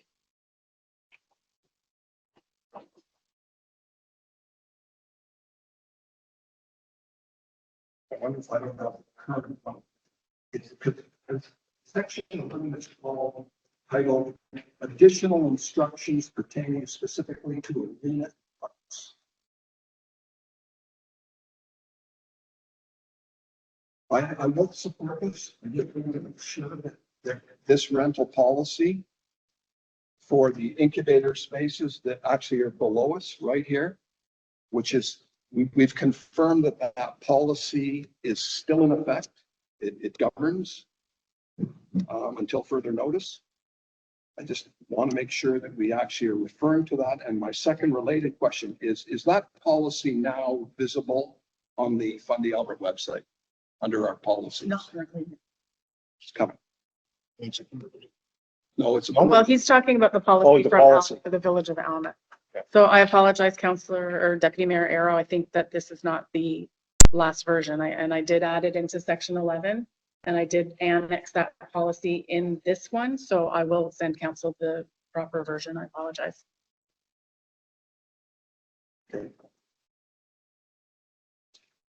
If that's the only change, to support it now. People compare that out. I think it's pretty straightforward. Yeah. I put it right in there. I apologize. Any other questions? So on the motion, all in favor signify by stating aye. Aye.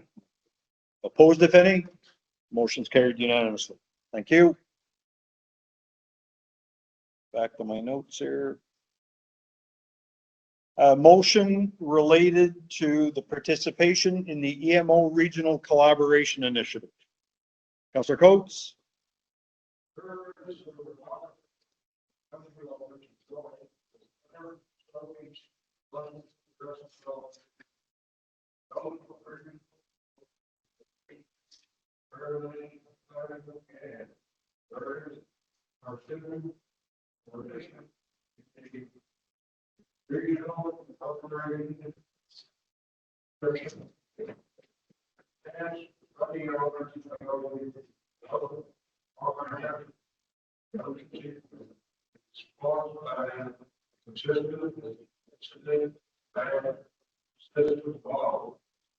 Here we go. Also, of you all, your person, your home. And it's probably, urgency, what they were. How do you go?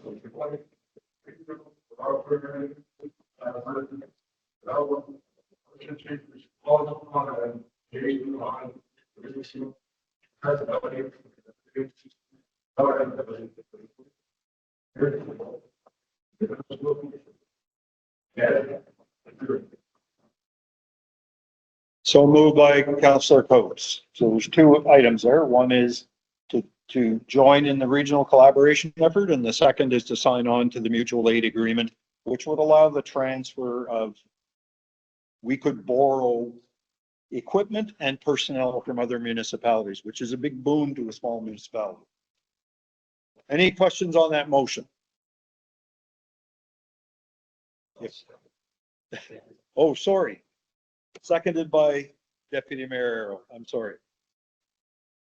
So any other questions? Any questions in relation to that motion? It is a long time coming, and we need to do it or we're going to be left behind.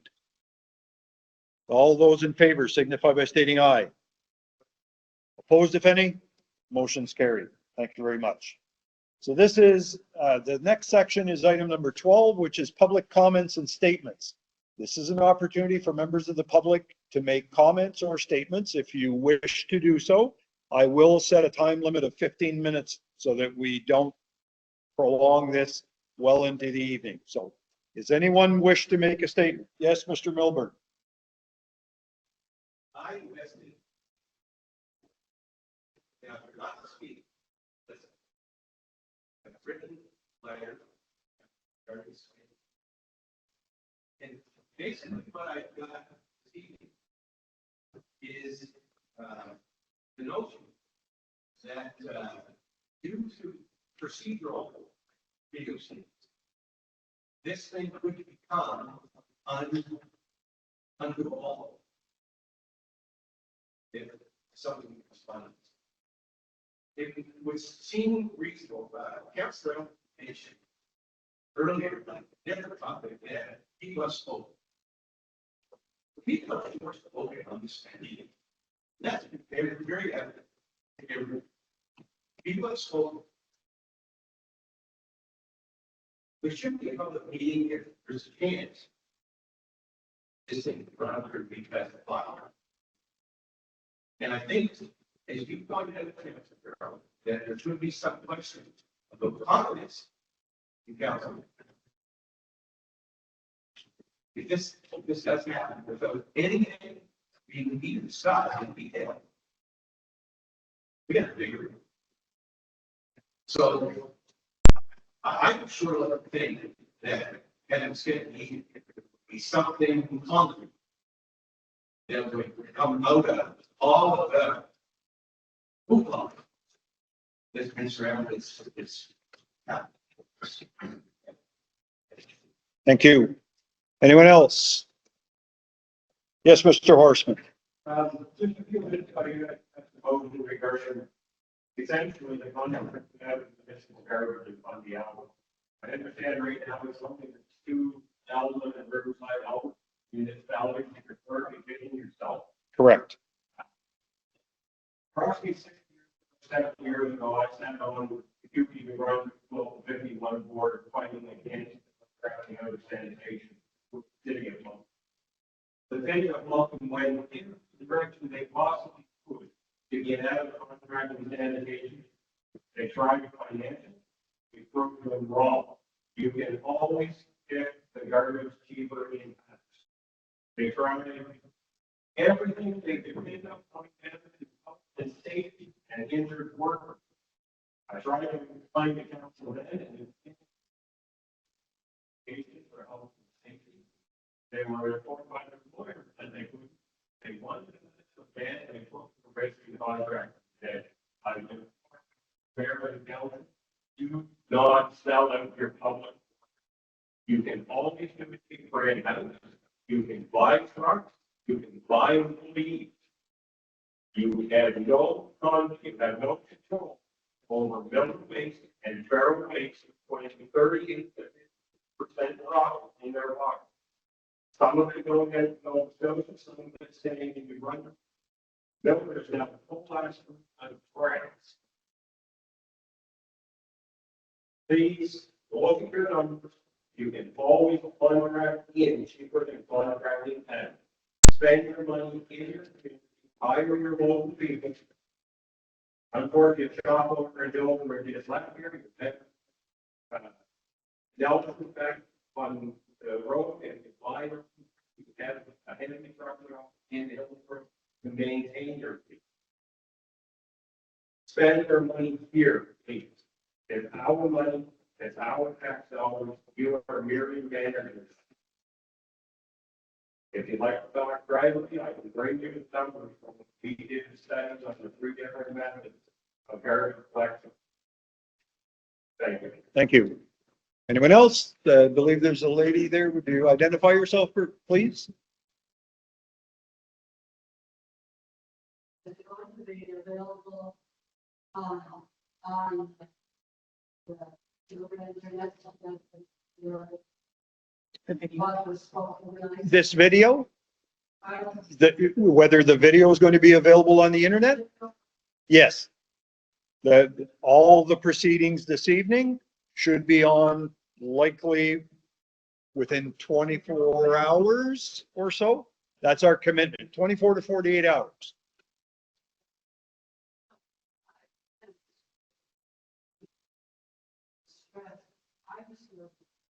I still own my land. Now I have a house and you can find the office. Then God should be the water, sewer. And then very choices to go. I don't know. But I'll just like to see the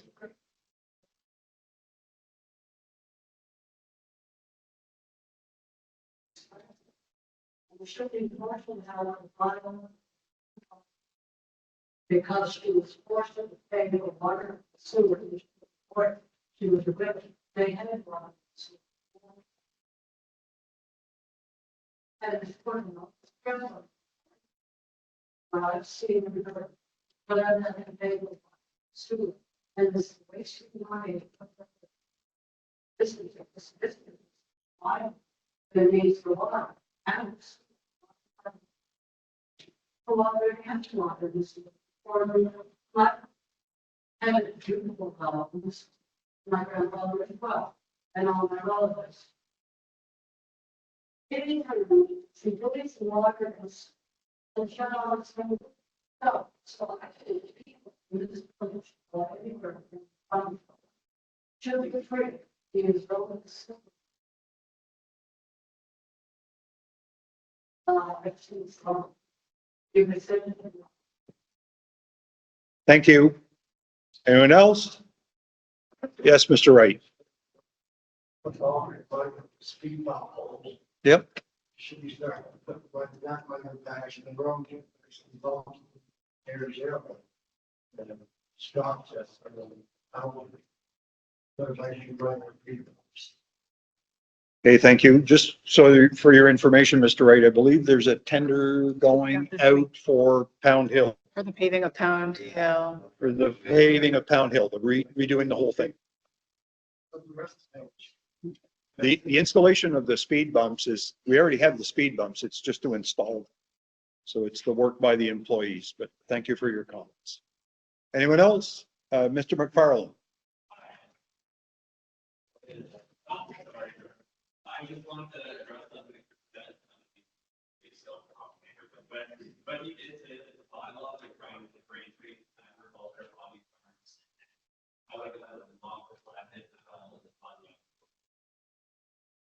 I think what he was referring to was they want to do that now. I think, But. Yeah. Definitely. Yeah. He also said that the, disallowance of hopping gardens on it for the current development would only affect about 3% of the land on the color. So looking at that on the other bigger thing, you would actually affect almost probably of our community as a whole. And also, I just want to be saying that it can be prohibited in certain villages in Bunny Elder unless there is a bylaw. so what I was referring to there is that certain zones within certain villages, for example, R1, and I'll use Hillsborough because I reside there. The R1 zone in Hillsborough, it states in the bylaw what the permitted uses are, and poultry, hobby farms, and agriculture is not mentioned. So because it's not mentioned, it's not permitted. It says that only these uses are permitted. That's where I was getting at. I'm not saying I'm against the development of poultry. What I'm saying is today, so it's not fair to turn around and say, well, it's allowed now, but you're trying to take it away. Well, it's not really allowed. That's what I'm getting at. Yeah, we had a conversation. Oh, well, I'll differ. We'll agree to disagree, because to me, if it says the only permitted uses are it, and it doesn't mention any one of those trees, it means it's not allowed. So, pardon me? There you're getting into semantics. Yeah, all right. Point well taken, but we're going to reopen. We're going to reopen it. I believe there was a lady at the very back. Story?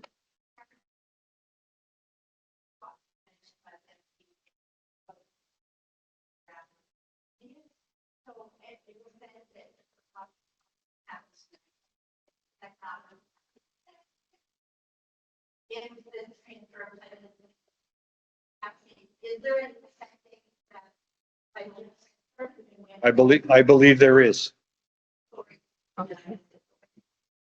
August 9th. 9th. I believe it was on or before August 9th. That's in 2 days or 3 days, sorry. Yeah. Mr. Lackey. Is there, what rural plan, is there any intention of down measuring the Is there any plan to? should the rural plans plan?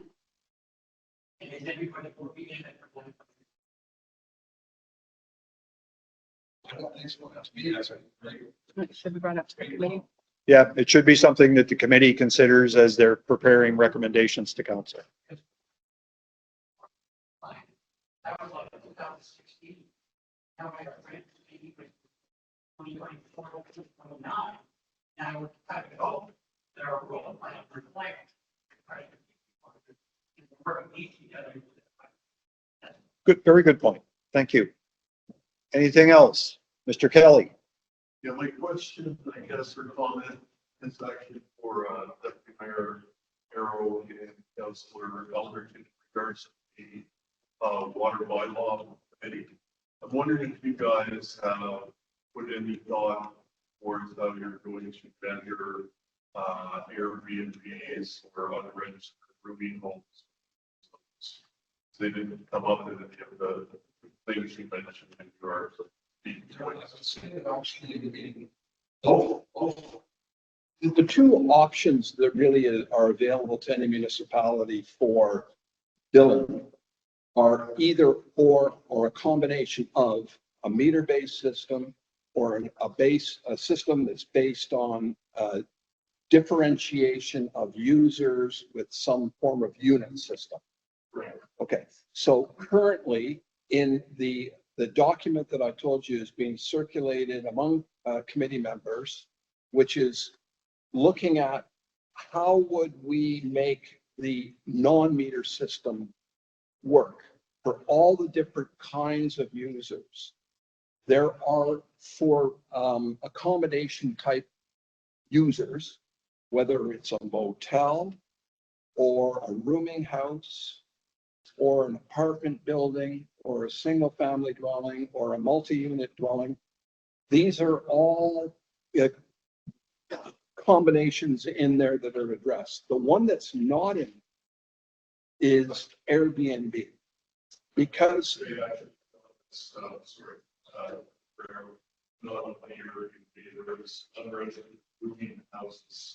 okay, right. Right. But so the rooming house, meaning a dwelling that has multiple living quarters, is in this draft. It's only a draft proposal of a table of differentiators. It's in there. Because what we try to do is look at the community, the 3 different communities that receive municipal water in Fundy Albert. And we tried to look at all of the different users that we're aware of and make sure that there is a place in this differentiator column that addresses that kind of user. So we're still in the deliberation stage, but I think we're getting close. I think we've got, and this will, of course, at some point be shared with the community. We're still sort of doing the background work, not to bother the community yet. But before it gets passed, it's a bylaw. It will have to come through the regular bylaw route. Yeah. Just kind of. Yeah, we are. We are, I would say. Yeah. Thank you, Mr. Pelly. Yes, sir. Main Street Bills Roll. Does the responsibility of the road begin at along the old road going ends? Can somebody please buy that truckload asphalt, put someone in the family else will be bought, but it's going down because it didn't take to bring the edge of the road.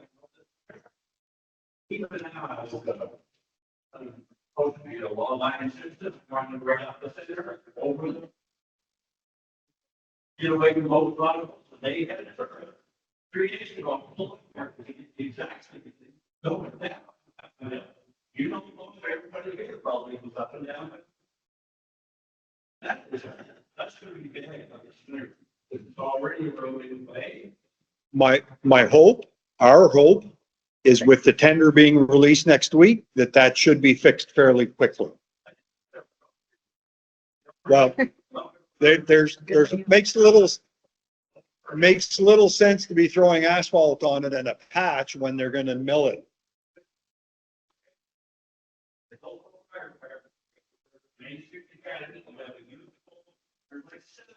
I know.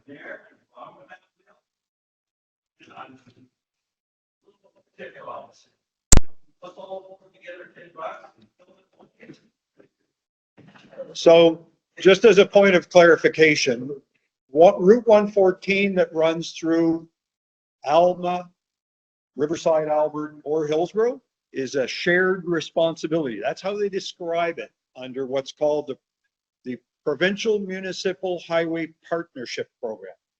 So what they do is they'll say it's a responsibility between DTI and the village.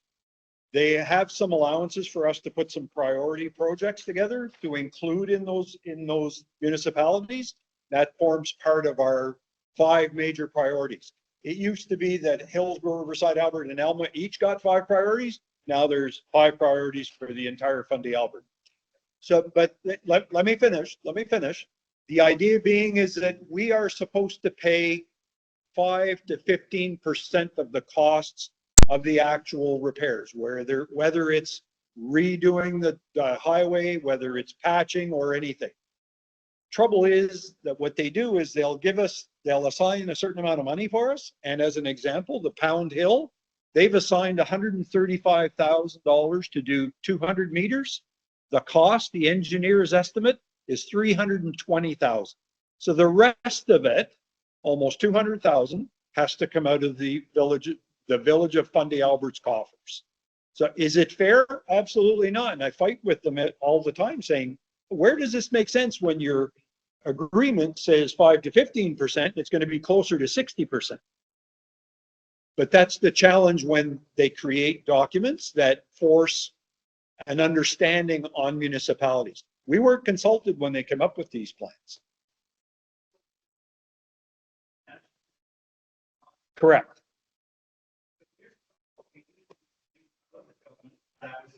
Yep. Yep. That's not the way it works anymore.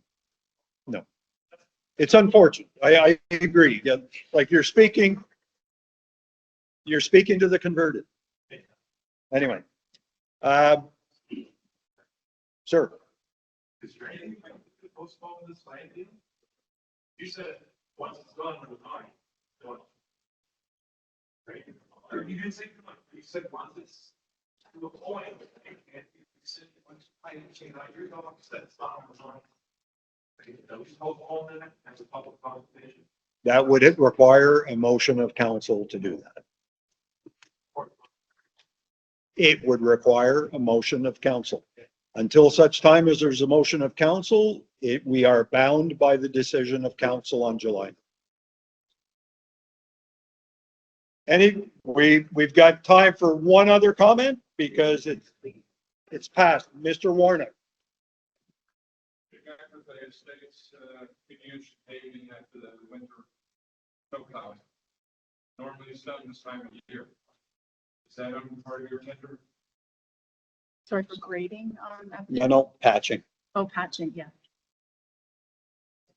No, the upper portion of Chignecto Bay stays, Chignecto Drive, hasn't seen any material put on it or graded Yeah. in 4 years. Is that part of your tender? So we do have it, that's to be graded, your section up at the top, and that there's some fixes that need to be done on the 2 roads that lead up there. Is that part of your tender? Not on, which tender are you referring to? The Pound Hill, that's not Pound part Hill of it. part. That's just That's 200 separate. meters of paved road. That's separate. Got it. Well, Not yet, we're working on that. when do you think you'll have it out? I can't guarantee anything right now. I don't know, that's part of your idea. I said, when do you think you'll have it out? I'd like to have it out in the next month. All right. Thank you very much, folks. That puts an end to our council meeting. There are 2 closed session items. One is information concerning legal opinions or advice provided to a local government. The other one is labor and employment matters, including the negotiation of collective agreement. I'll accept the motion to move into in camera. So moved by Councillor Jonah. Seconded. I need a seconder. So moved by, seconded by Councillor Ward Russell. All in favor? Councillor Land? All in favor? Thank you. Motion's adopted.